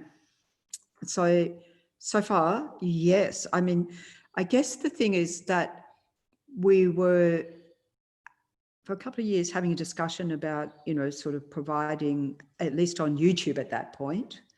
Suddenly everyone's discovered Zoom and other platforms, but on YouTube. And so we had discussed that and discussed pre-COVID, but then we were thrown into action And so we're building more and more on that. So it's really good. The technological side, it's becoming, yeah, we're getting with the 21st century, basically. Yay! That's only 20 years in. Heaps of time. Anyway, so yeah, so we're getting with that. And having said that, people who are here, you know, if you, like Leonie's learned how to set everything up, and Margot wants to train up other people as well. So the more the merrier that can operate these systems. If I can do it, anyone. Leonie said if she can do it, anyone can do it. So, including others who may be contemplating coming up here, but not here right now. The more the merrier. So we're looking at that for next Friday, of course. I just mentioned before we go to the break that, you know, as I mentioned yesterday, Chokho Du Chen, the wheel turning day, the Buddha's teachings being offered in this world, you know, being established in this world. So that's what we celebrate next Friday, which is also celebrating Sangha, because the beginning of, you know, monks and nuns, you know, monastic tradition, Buddhist monastic tradition. So we have our 24-hour sutrathon. And I believe, I don't know if Venerable Dundrup is online anywhere, but because I mentioned that, you know, myself and Venerable Tony and Venerable Palian are doing sort of 5:30, 6:30, 7:30. No, 4:30. Sorry, I'm doing 4:30. Oopsie doopsie. I'm doing 4:30, 5:30, 6:30. And then Venerable Dundrup, who was previously with us here and is now in Bendigo and probably staying there for quite some time, I would say. Like many people in Victoria. Anyway, so he's on at 7:30. So Australia seems to be kicking it off, you know. It's the first time we've ever attempted this worldwide. We meaning FPMT. So let's, you know, sort of hope there's no obstacles from the technology side. And yeah. And whether you're with us here or elsewhere, the recitations will go on YouTube on the Chen Rezig channel. So we're very excited about that because, you know, it builds our profile. And we provide the platform, of course, from a cherishing others point of view. Well, it's all cherishing others, it's Dharma Center, right? So, yeah. So we're very excited that, you know, people will be able to access that on YouTube for 24 hours, 4:30 a.m. on Friday to 4:30 a.m. Saturday. With chai. With chai. With chai, with oceans of chai, thanks to a certain sponsor.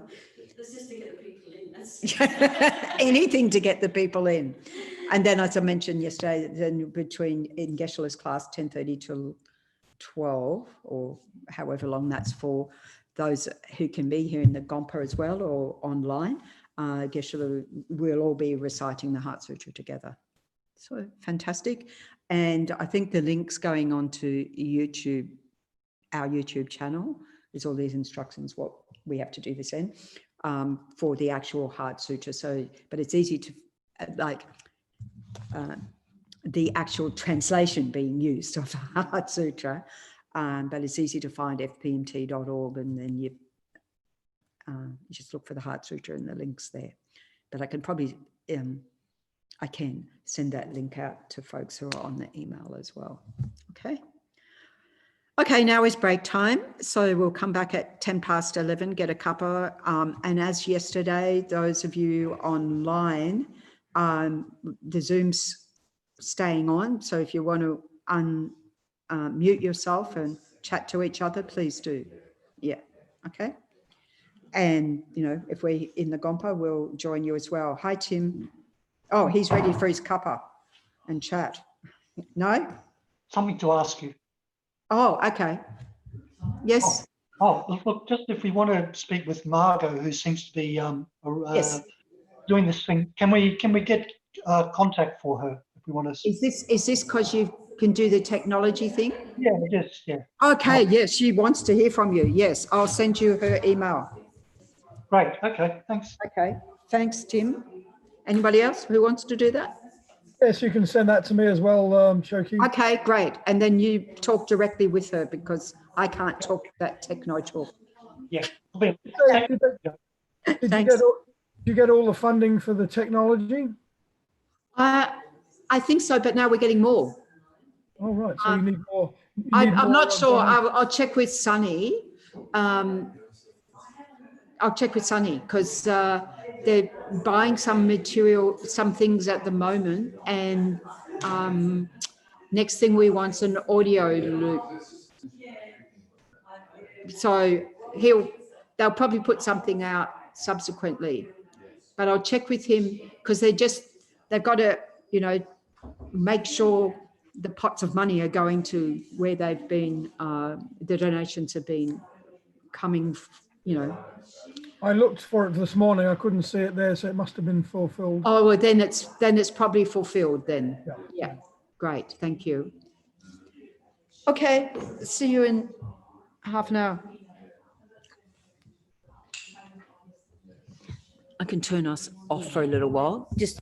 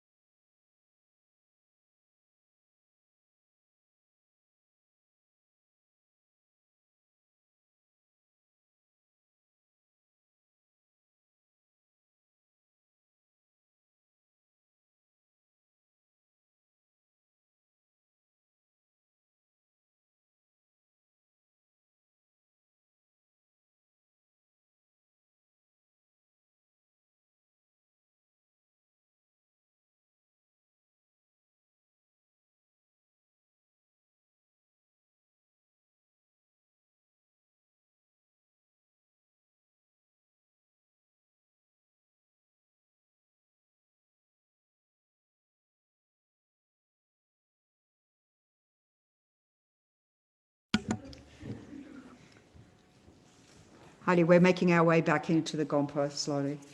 I'll put the chai in front because I'm sure that might be your preferential. Yeah, it is option. preferential, And then we'll put that one but there. you can only drink it when we're not meditating, I so then it know. gets cold. But that's okay. I mean, it's a first world suffering, as I say. So, Steve, your question about the email address for sending answers is mine. So I can, hold on, db@chenrezig.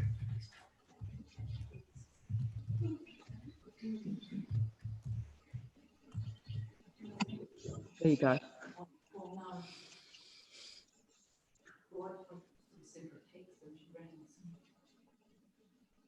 So Tim, I've sent your email off. You and Margot email already. I haven't quite got to yours, Graham, because Yeah, I've received it. Thanks, Chucky. oh, Speedy Gonzalez. Yeah, great. I'm just going to check the volume on the people talking, because that way we might all be able to hear a little bit more as well. Yeah, I was surprised because could you hear when people were talking on here? Could you hear Jemima? I'm a little bit hard of hearing, so it probably... I'm hard of hearing, obviously. Obviously. I'll just turn it up to 40 then. I heard that. Well, I put it on here, so we should all be able to hear it. Okay, there was a few of us back. Perhaps we can start a little bit of discussion. So, who are we waiting for? Rachel and Alan and Yasmin, yeah. Probably having a chat together. I did go, but I didn't go really loud. Sorry? I'm laughing at you. You said if you banged the gong really loud. No, I said I did go, but I didn't do it really loud because I didn't want to really. Oh, for the Vajraginis. Really yeah, when you're down there and the gong is loud. Kind of did it. So impermanence in the garden. Yeah. Yes. So. The new lawn? No, something else. 17 Nalanda Masters. 17. And then we are being joined by some more. Yeah, I think on Friday when it was mentioned. on Friday we're doing it. I remember he mentioned. Yeah. Okay, Angela turned to me and smiled because on Wednesday he told me it would like 9 more.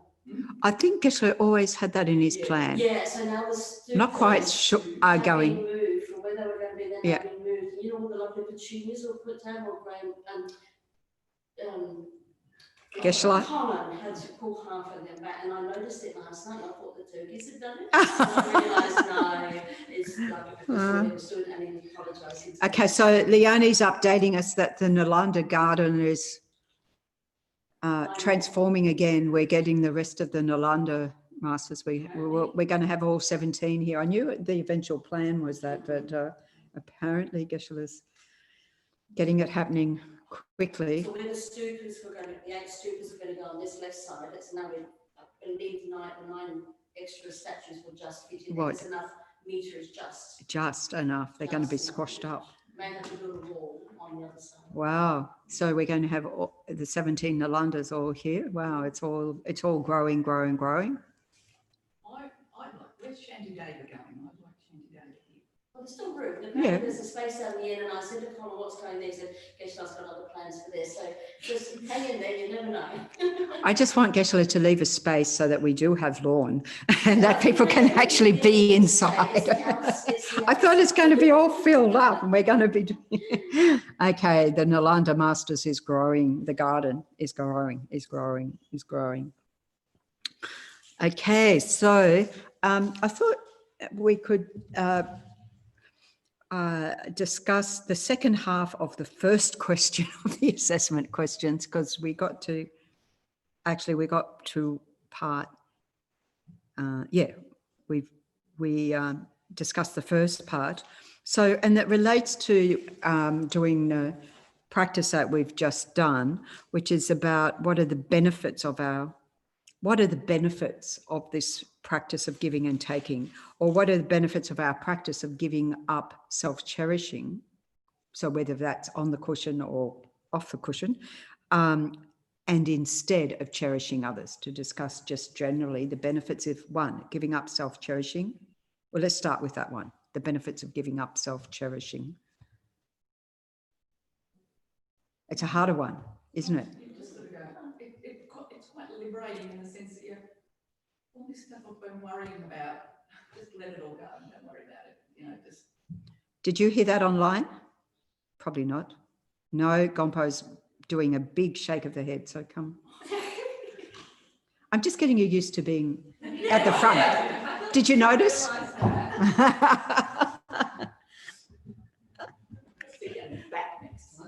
No, you can't.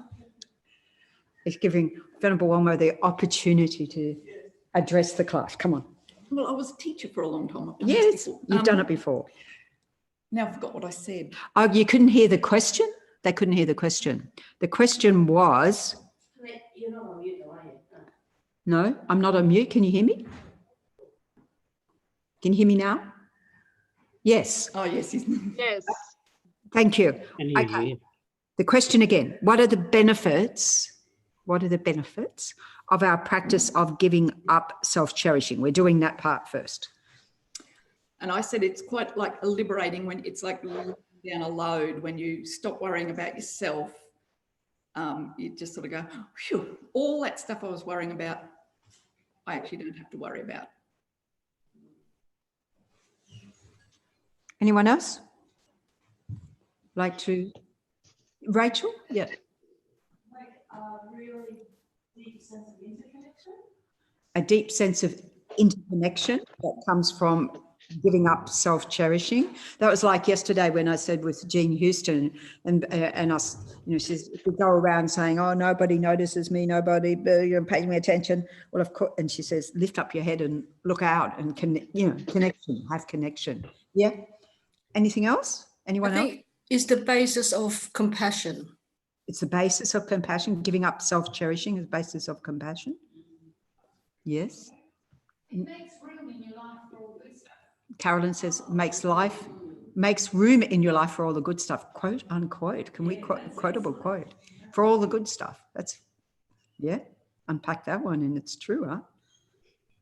Anyone else? Anything else? Giving up self-cherishing? Yes. If you see your own problems in relation to other people, your problem may not be as big as the problems other people have. And then, well, first of all, I'm not alone and other ones are worse off. And if I focus on their problems and try to help them, it also will make me feel better. Yeah, that's great. Yeah. So it's that widening the scope. I mean, actually, we talk about that in the 3 scopes, isn't it? I always think about camera scope, or I was thinking about when I did the theatre lighting, and it was the baffles on the lights, and you open it out, and sorry, do I amuse you? I amuse her with my anecdotes. Okay, and the light, you open the baffles, the side bits, and then the light disperses further. Yeah. No, it's a really, really good metaphor. Oh, good. It's good metaphor. Okay, Leonie. Also physical benefits if you're relaxed and decrease some of that anxiety. There's also your body itself.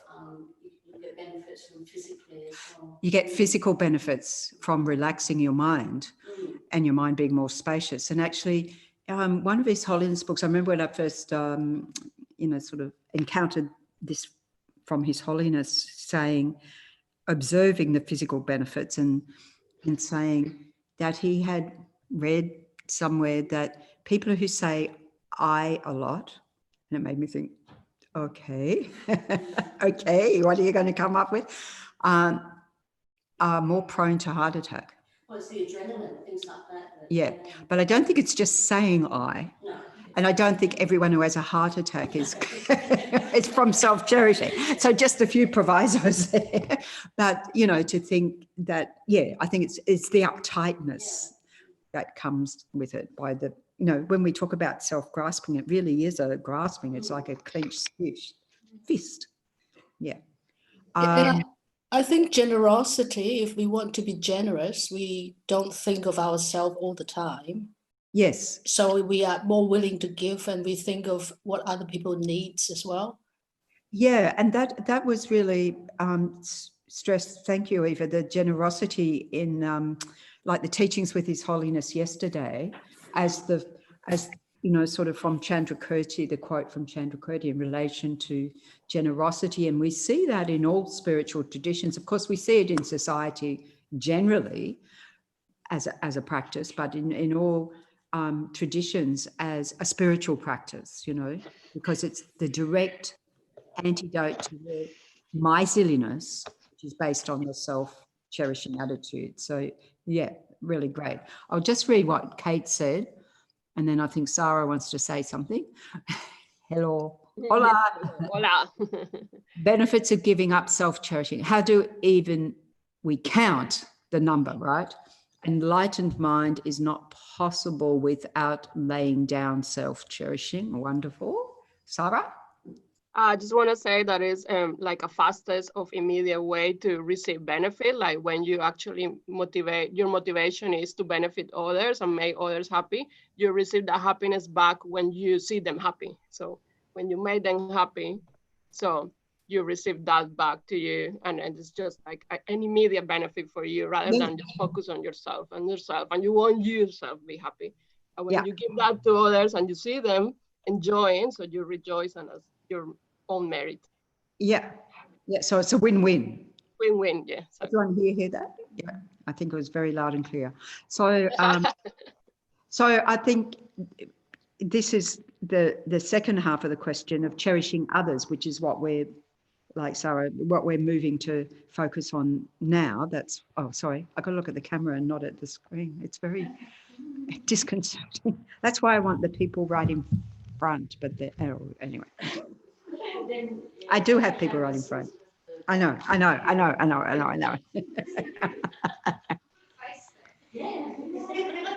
Put everybody's. Oh, here, put Rinpoche over there. Self-cherishing benefits.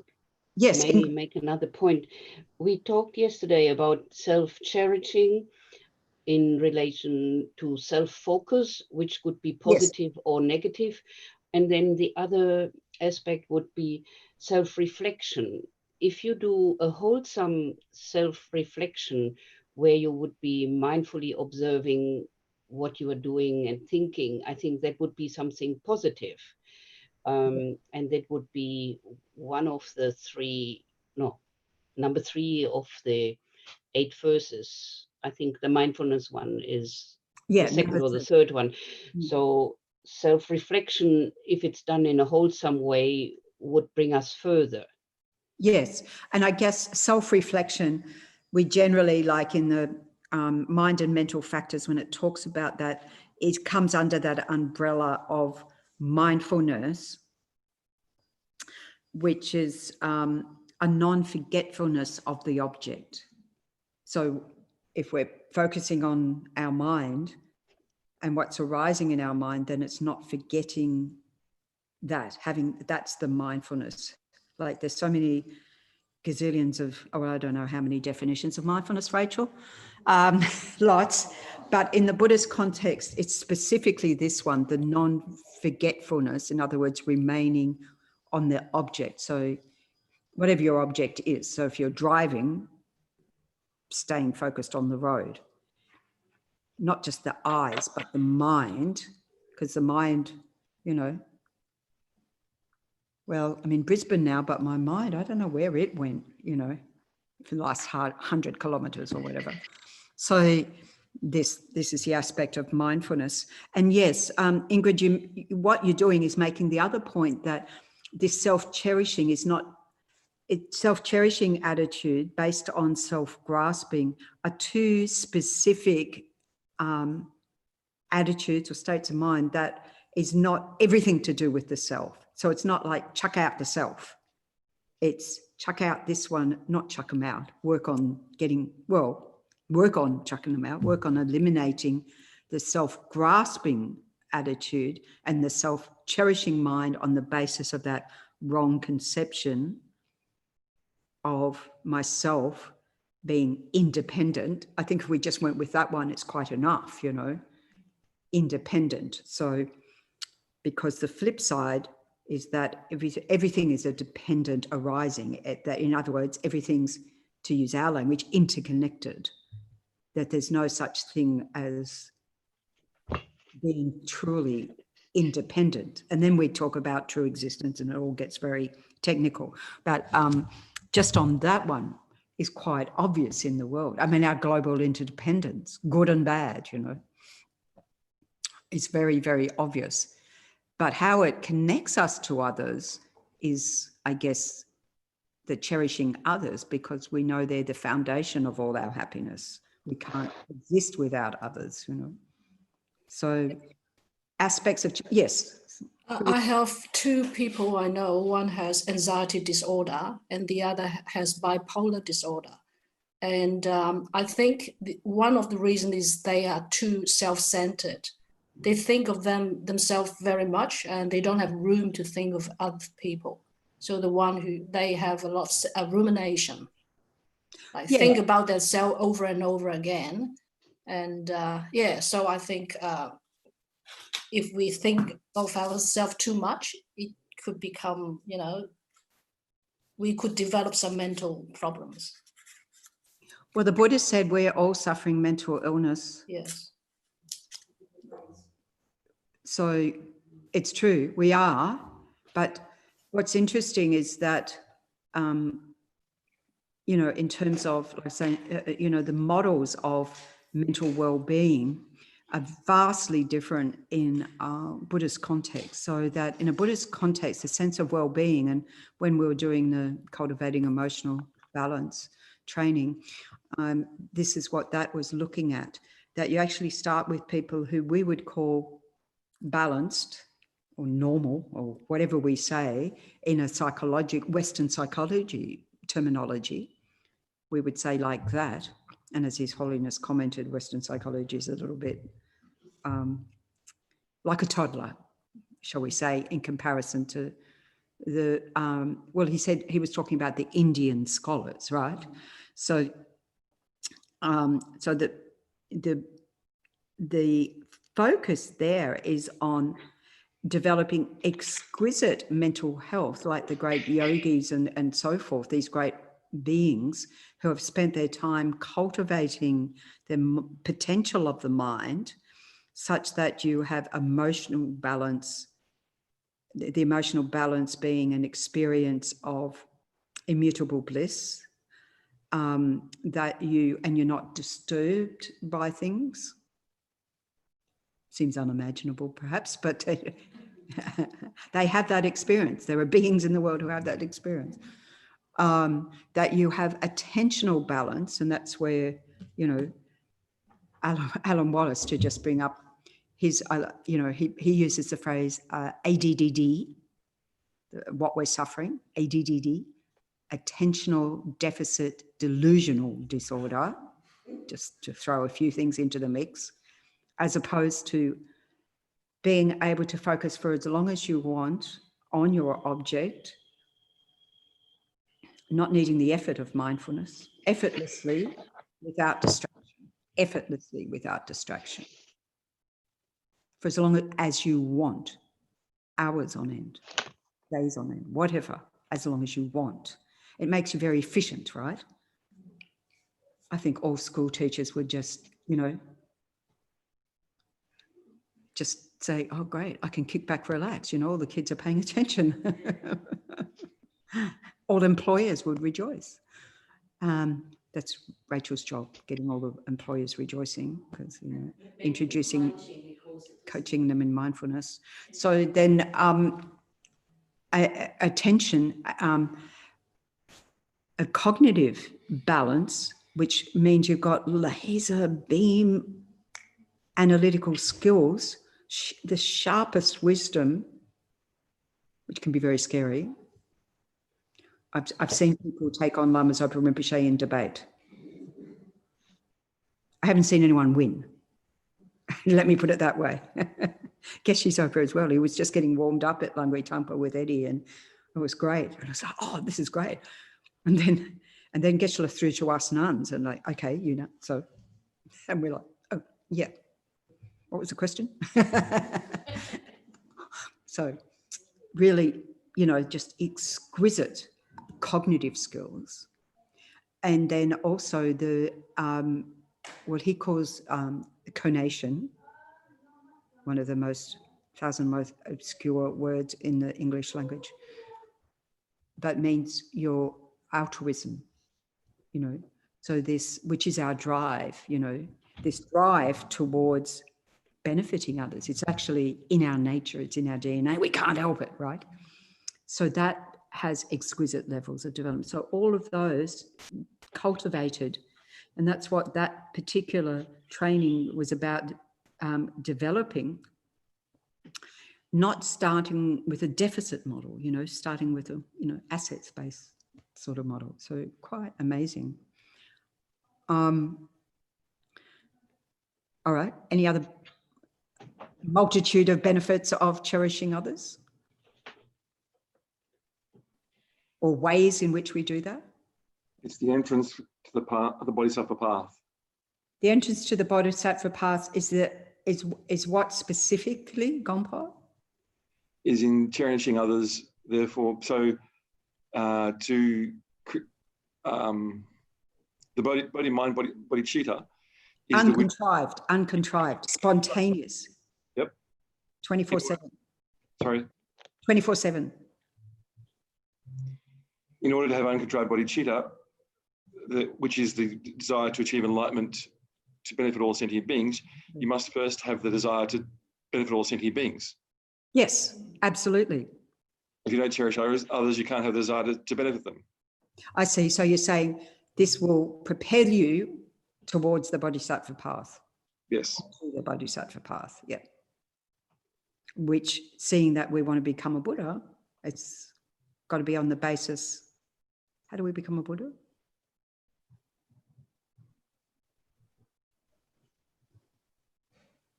How do you become a Buddha? Yeah. Bodhicitta. Yes, and realizing emptiness directly. So the combination of, well, it is bodhicitta, conventional bodhicitta and ultimate bodhicitta, which is what you just said. Okay. And I also think, well, without cherishing mind, our mind become more stable, which will help with our meditation.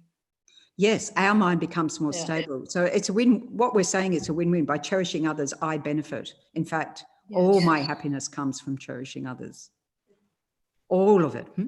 Jemima? Sorry? Thereby alleviating suffering. Thereby alleviating suffering. So it's win-win all round. Not easy,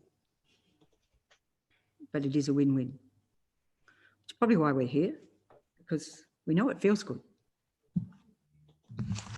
And when it doesn't feel good, that's good too. I mean, it's necessary. Okay. My notes tell me that I have to also give you this meditation. So those of you give you this meditation, we have to do this one because then we can tick all the boxes. So that was the completion of question 1 in the assessment questions. I'm saying that to the people who are interested to complete the assessment, which I will send to those who've indicated. And so then you only have to do question 2 and 3. All right. If you don't have already, maybe somebody, did I send it out previously? Yeah. I did? I thought so. Well, if you need me to, I thought so too, because Steve was wanting to know where to send the answers. Thank you, Steve. Okay. All righty. So this is our final meditation and yeah, we'll get through it. Final meditation for this morning. Okay, so again, setting yourself in a conducive posture for the best possible emotional balance, attentional balance, cognitive balance, and setting a mind of altruism, which is the cognitive balance of cherishing others more than self, as we all the things we just said, setting your mind in that state.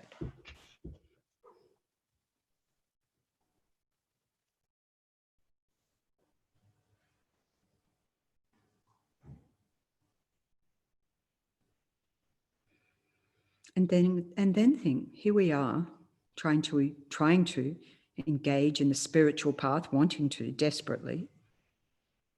We've met the perfect teachers, His Holiness Dalai Lama, Lama Zopa Rinpoche, all our precious gurus, Geshe Sutramla, and so forth.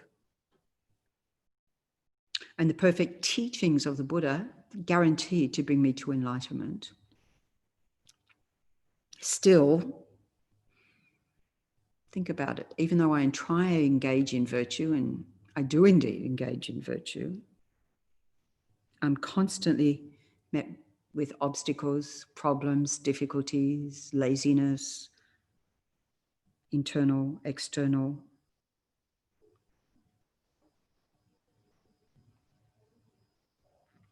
So as it said, this is a degenerate time and becoming more and more degenerate in the world. We can see the degeneration of the environment. We can see increasing physical and mental illnesses. Who heard of COVID-19 before the beginning of the year or late last year, and so forth and so forth. These are all indicators of a degenerate time. Increasing mental illness, physical illness, increasing conflict in the world, such that, as Lama Zopa Rinpoche said, it's like he said at the beginning of this COVID, that there will come a time when all of the world is at war with all of the world. So we can look at this from the very personal to interpersonal, all the way up to global. And lifespan decreasing. We don't really see that yet in the human realm, but it is predicted will be.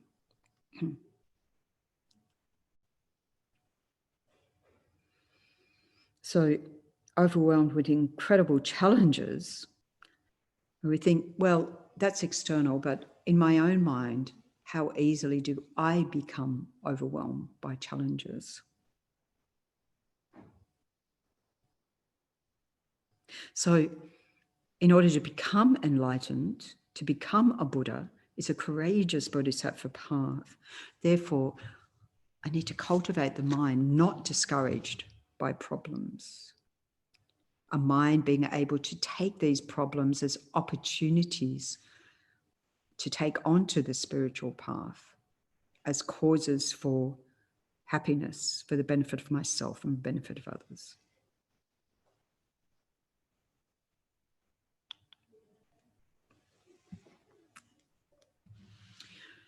So think about a problem, a difficulty in your life right now. It doesn't have to be the most huge and hardest thing, but something that maybe comes back again and again, maybe relationship difficulty or difficulty in the work situation. It may be related to this current world situation of the pandemic and problems that it's made for you and your family. It may be health problems, maybe a lack of energy or depression or anxiety.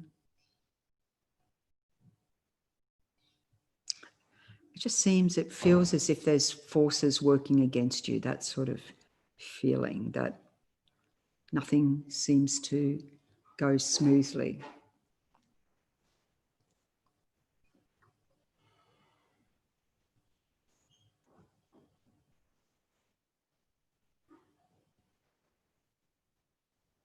So just maybe choose one or two things. Don't try and get the whole everything.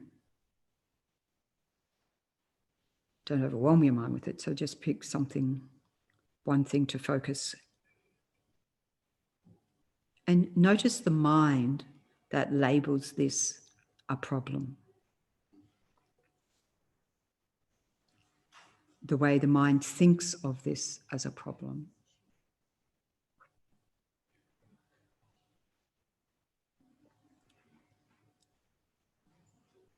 Notice how the mind just wants to push it away. You maybe think, I don't really want to focus on that.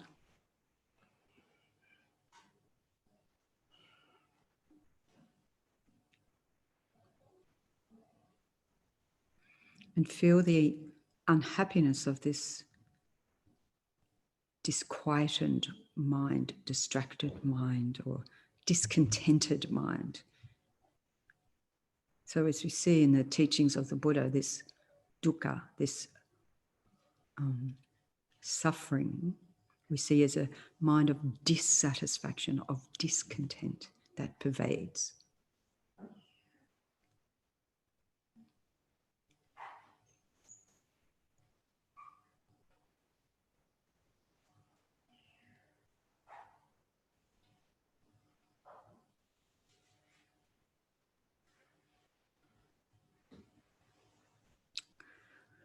And we use different ways to analyze this, to look at this problem. First of all, think, as I'm engaging in the spiritual path, maybe this is a test of my patience or a test of my resolve to persevere in the Dharma. If you have a teacher, maybe it's a, sort of a challenge that the teacher is presenting. If you don't have a teacher, it's certainly a challenge that the Buddha is presenting for us, wanting to become Buddhas.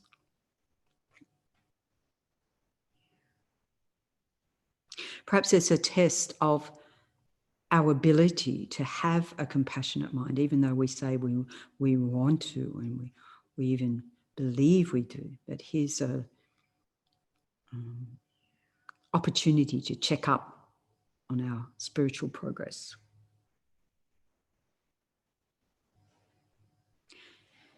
If it's another person or external situation creating this challenge, maybe it's my teacher manifesting as this person or as this situation to assist me to purify negative karma.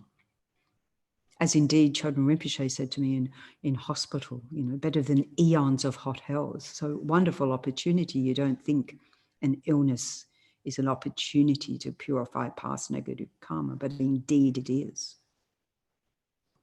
So we can think like that.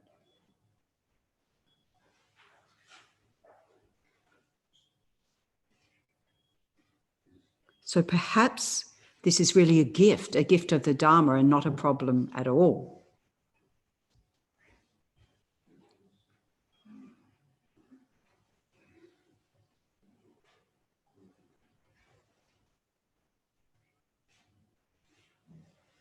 So in this way, using this problem, this difficulty as an opportunity to devote myself to the spiritual path. This is what some of us were talking about. It's an opportunity through the difficulty,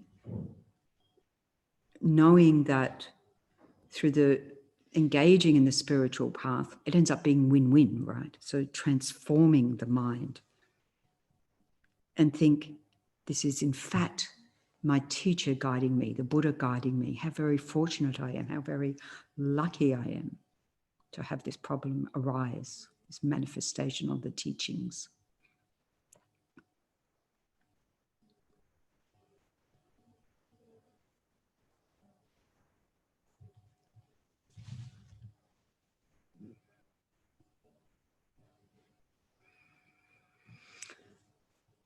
And looking at this problem, this difficulty from another perspective, we can think that it comes with the package of samsara.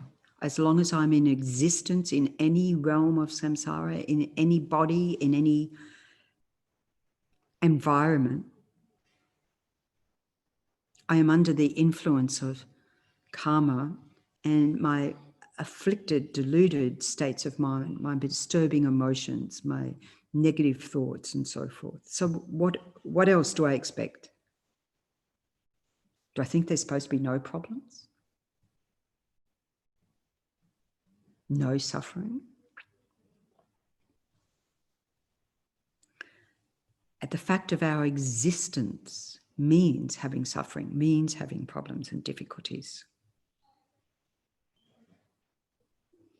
So in this way, if I want to be free of those problems, I have to generate the mind that doesn't want to endure this again and again and again.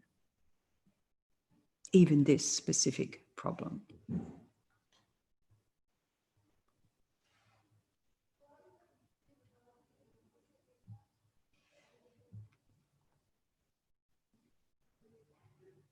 Why do I think there will be happiness in samsara? As Lama Zopa Rinpoche says, we've, in terms of pleasant tastes, we've tasted everything there is to taste. There's nothing new. There's no more new inventions they can find us for taste, for pleasant sounds, touch, sights. We've had them all. Has it made us happy? I'm kidding myself. There's no point.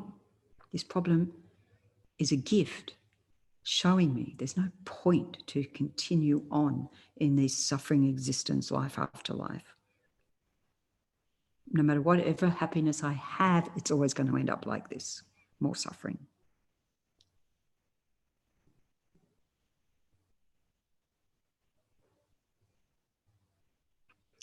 I might be deluded in thinking that my life now should be devoid of problems, should only be happy. After all, it's a natural drive, the pursuit of happiness. Maybe I think it's actually possible to be entirely happy in this life. And not be reminded of my shortcomings, my inability to be happy in the face of challenges.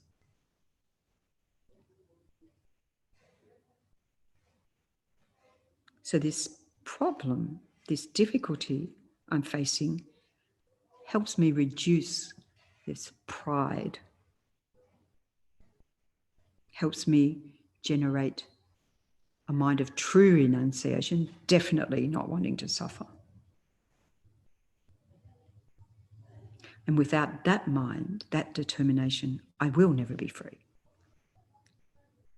So how very fortunate I am to have this problem.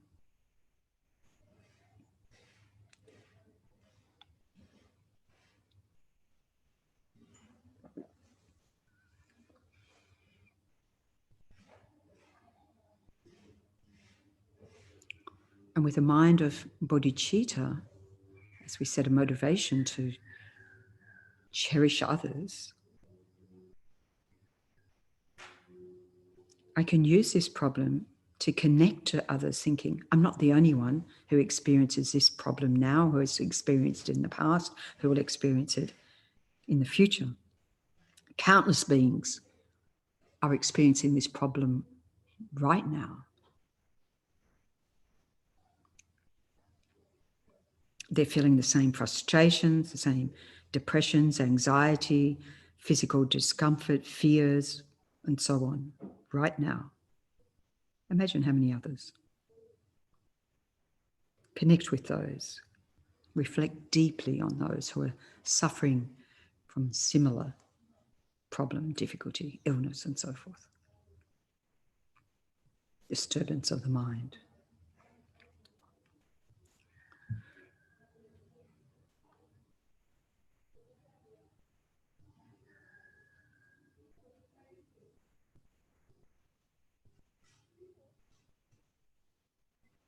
Not only are there other beings who are suffering in this way, but where I can be of assistance is I've met the Dharma. I know a little bit about suffering and the causes of that being my own karma, my own deluded states of mind, my own misconceptions. I have the remedy to free me of suffering forever. So many others don't. Haven't got a clue.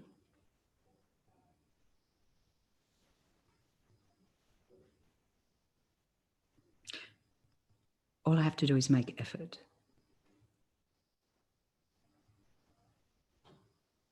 With a mind of courage, not forgetting that I have all the tools available to me right now to be liberated.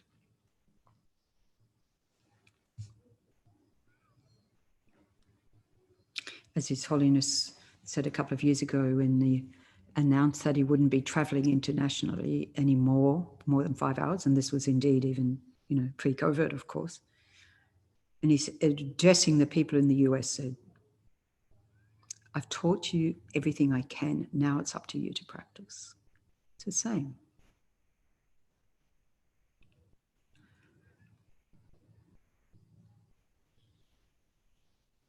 You know, so many, the majority of living beings, just looking at the human ones, well, we can look at the animal ones too, they're clueless.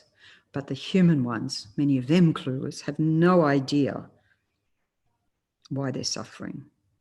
They have no idea of the causes from their own side. It's all out there, over there, someone else, something else. And they have no idea how to stop it. It's most beings, isn't it? Most of the time. They're in such despair.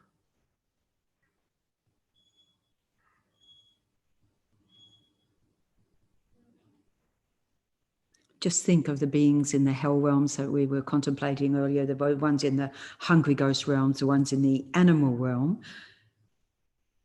would trade their life in an instant to have this very problem I'm having right now. Just pales in comparison.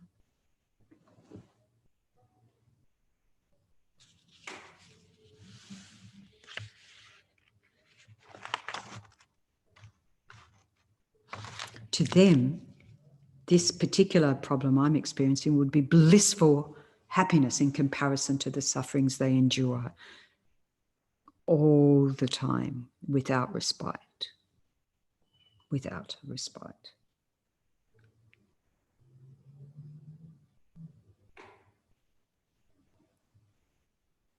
So there's no benefit in being self-absorbed in my problem as we focus in on my problem. It really is, it becomes our world.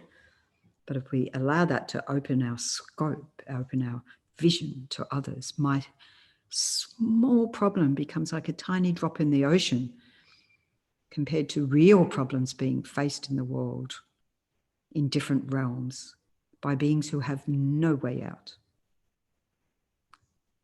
They have Buddha nature and don't know they have Buddha nature. They have no tools, they have no Dharma, they have no clue. It's a terrible situation for them to endure, for any living being to endure.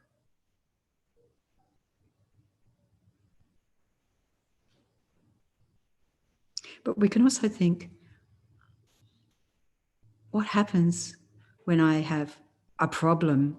I point the finger out there to someone else or something else.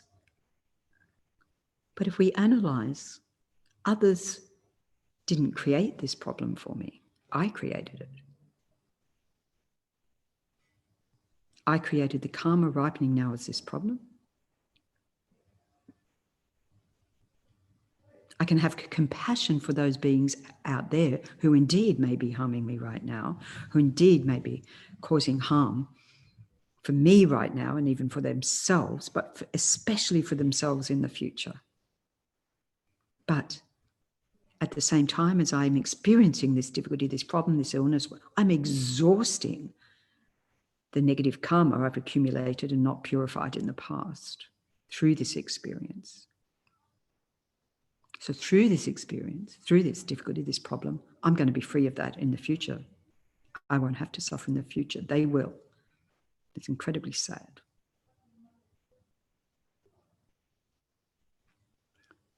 As one of our prison project guys, you know, when he went to visit the guy in prison, that's how he started getting involved in the prison project, because he went to forgive the guy who'd killed his son. As he said,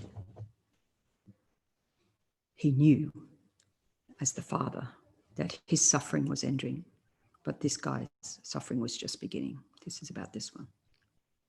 He knew from his Dharma.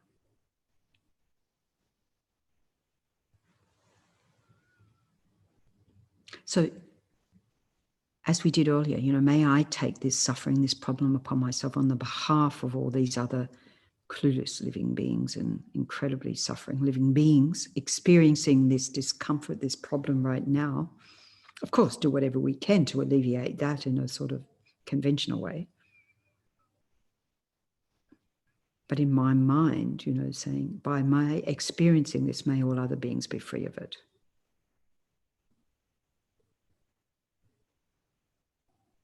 And, may I become a Buddha to be able to stop all suffering forever. As the Buddha said, I can't take your sufferings away from you. All I can do is show you the way, the Dharma.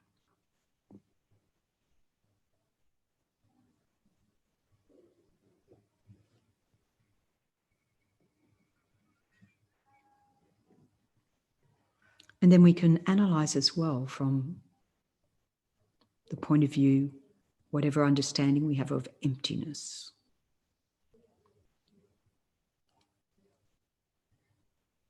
Ask yourself, why is this a problem?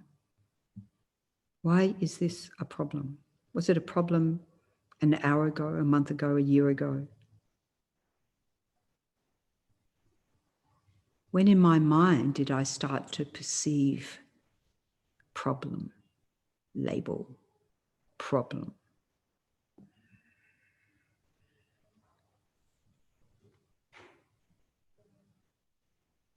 Is it possible that someone else involved in this situation might have a different perspective and not see it as a problem at all? Is that possible?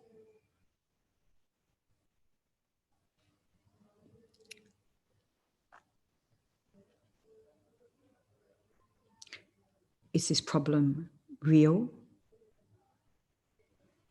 How much of the problem is real? How much I have elaborated on top of the problem, more problem? Is it lasting? Is it permanent?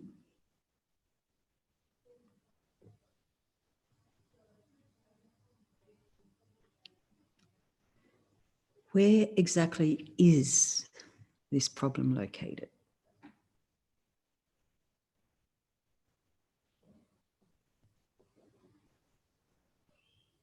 Is it possible there's no problem at all? Consider that possibility.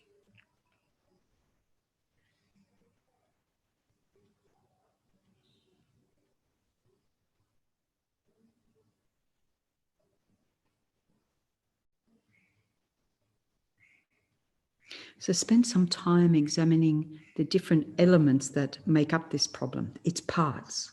There might be sights and sounds and smells and tastes, sensations, consciousness, people, situations, including your mind labeling problem. What are all its components, its bits?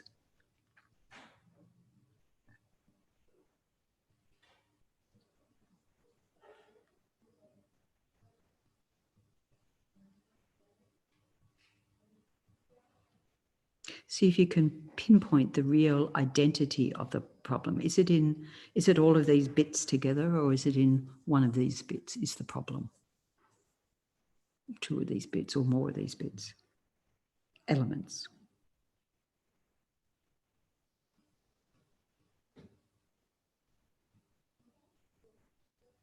Indeed, even think of the word problem. If we were to chant the word problem over and over like a mantra, it's just sound. It's not permanent. It doesn't mean anything at all.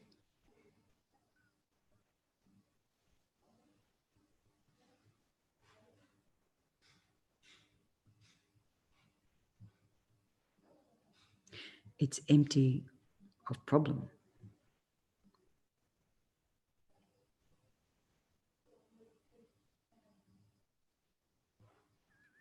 So investigate. Look for the problem. See if it exists. Is it the mere name, merely designated, imputed by the mind? Is it a mere label, hallucination, illusion, dream?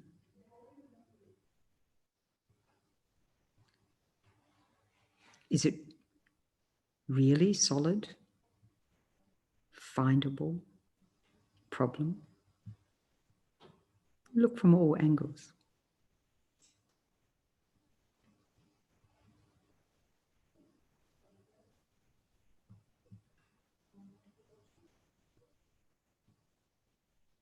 and rest in whatever conclusion.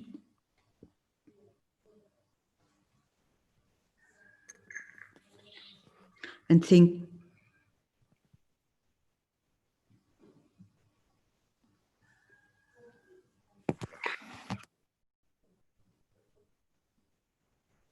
I won't allow the self-cherishing mind, even the self-pity mind, take over, keep me trapped in the suffering of believing in the appearance of the problems as problems.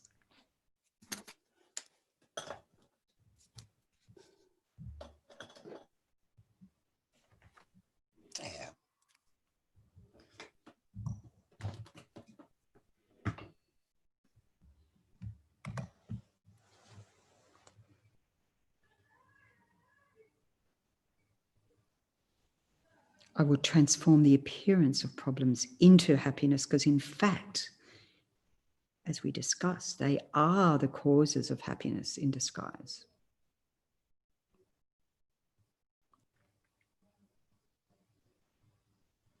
They show the shortcomings of samsara by remembering the teachings, my teachers, generating the thought of renunciation, the mind of bodhicitta, the mind of enlightenment, and reflecting on emptiness, the three principles of the path. I can, I will transform the appearance of problems into happiness whenever they arise.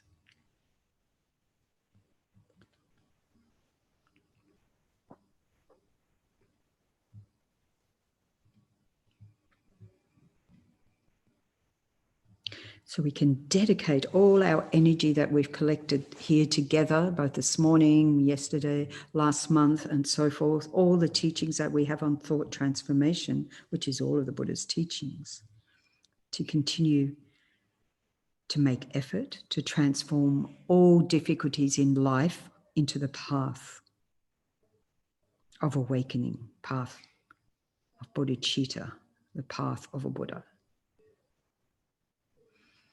May I become exactly what is needed for all living beings. And may my happiness and its causes ripen upon others.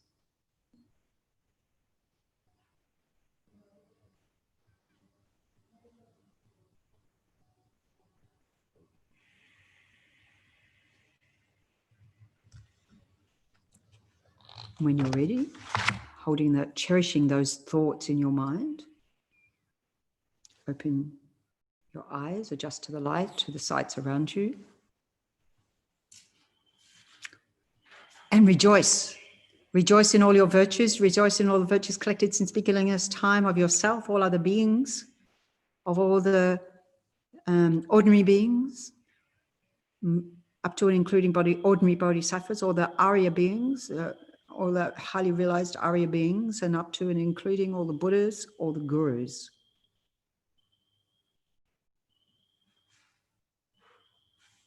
Immeasurable joyfulness.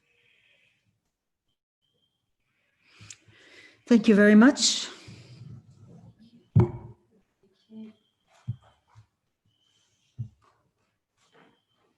Okay, Graham, where are the questions? I will send them again. Okay, so I can unmute everybody if, yes, I think I can unmute everybody. I'm a bit technologically challenged, Leonie. Participants? Yeah. Okay, everybody unmute yourself because... Yes. Everyone come up and bye. Say hello and bye, goodbye simultaneously. Only if you want to. You don't feel compelled. It's only, yeah. Thank you. Thank you. Thank you, everybody. Thank you, Thank you. Venucha. Thank you. Thank you. Thank you very much. Good to see you. Come and see us on Friday if you can. And do some Heart Sutra from wherever you are. Big love to all. Yes. Thank you. Bye. Bye. Thank you. Thank you. Bye. Thank Bye. you. Thank you. Thank you, Bye-bye. Chalky. Bye-bye. Bye. Bye. Gompo's still there? Yes, Gompo, is he still there? No. Yes, No, he's gone. Oh. gone. See you, Virginia. See you, Sarah. See you, Ingrid. Yeah, bye-bye. Thank you. See you, thank you. Ava. Bye. See you next Bye. time. Good night. Bye. It is hard to know where to look. Yeah. I know it is, because you want to look at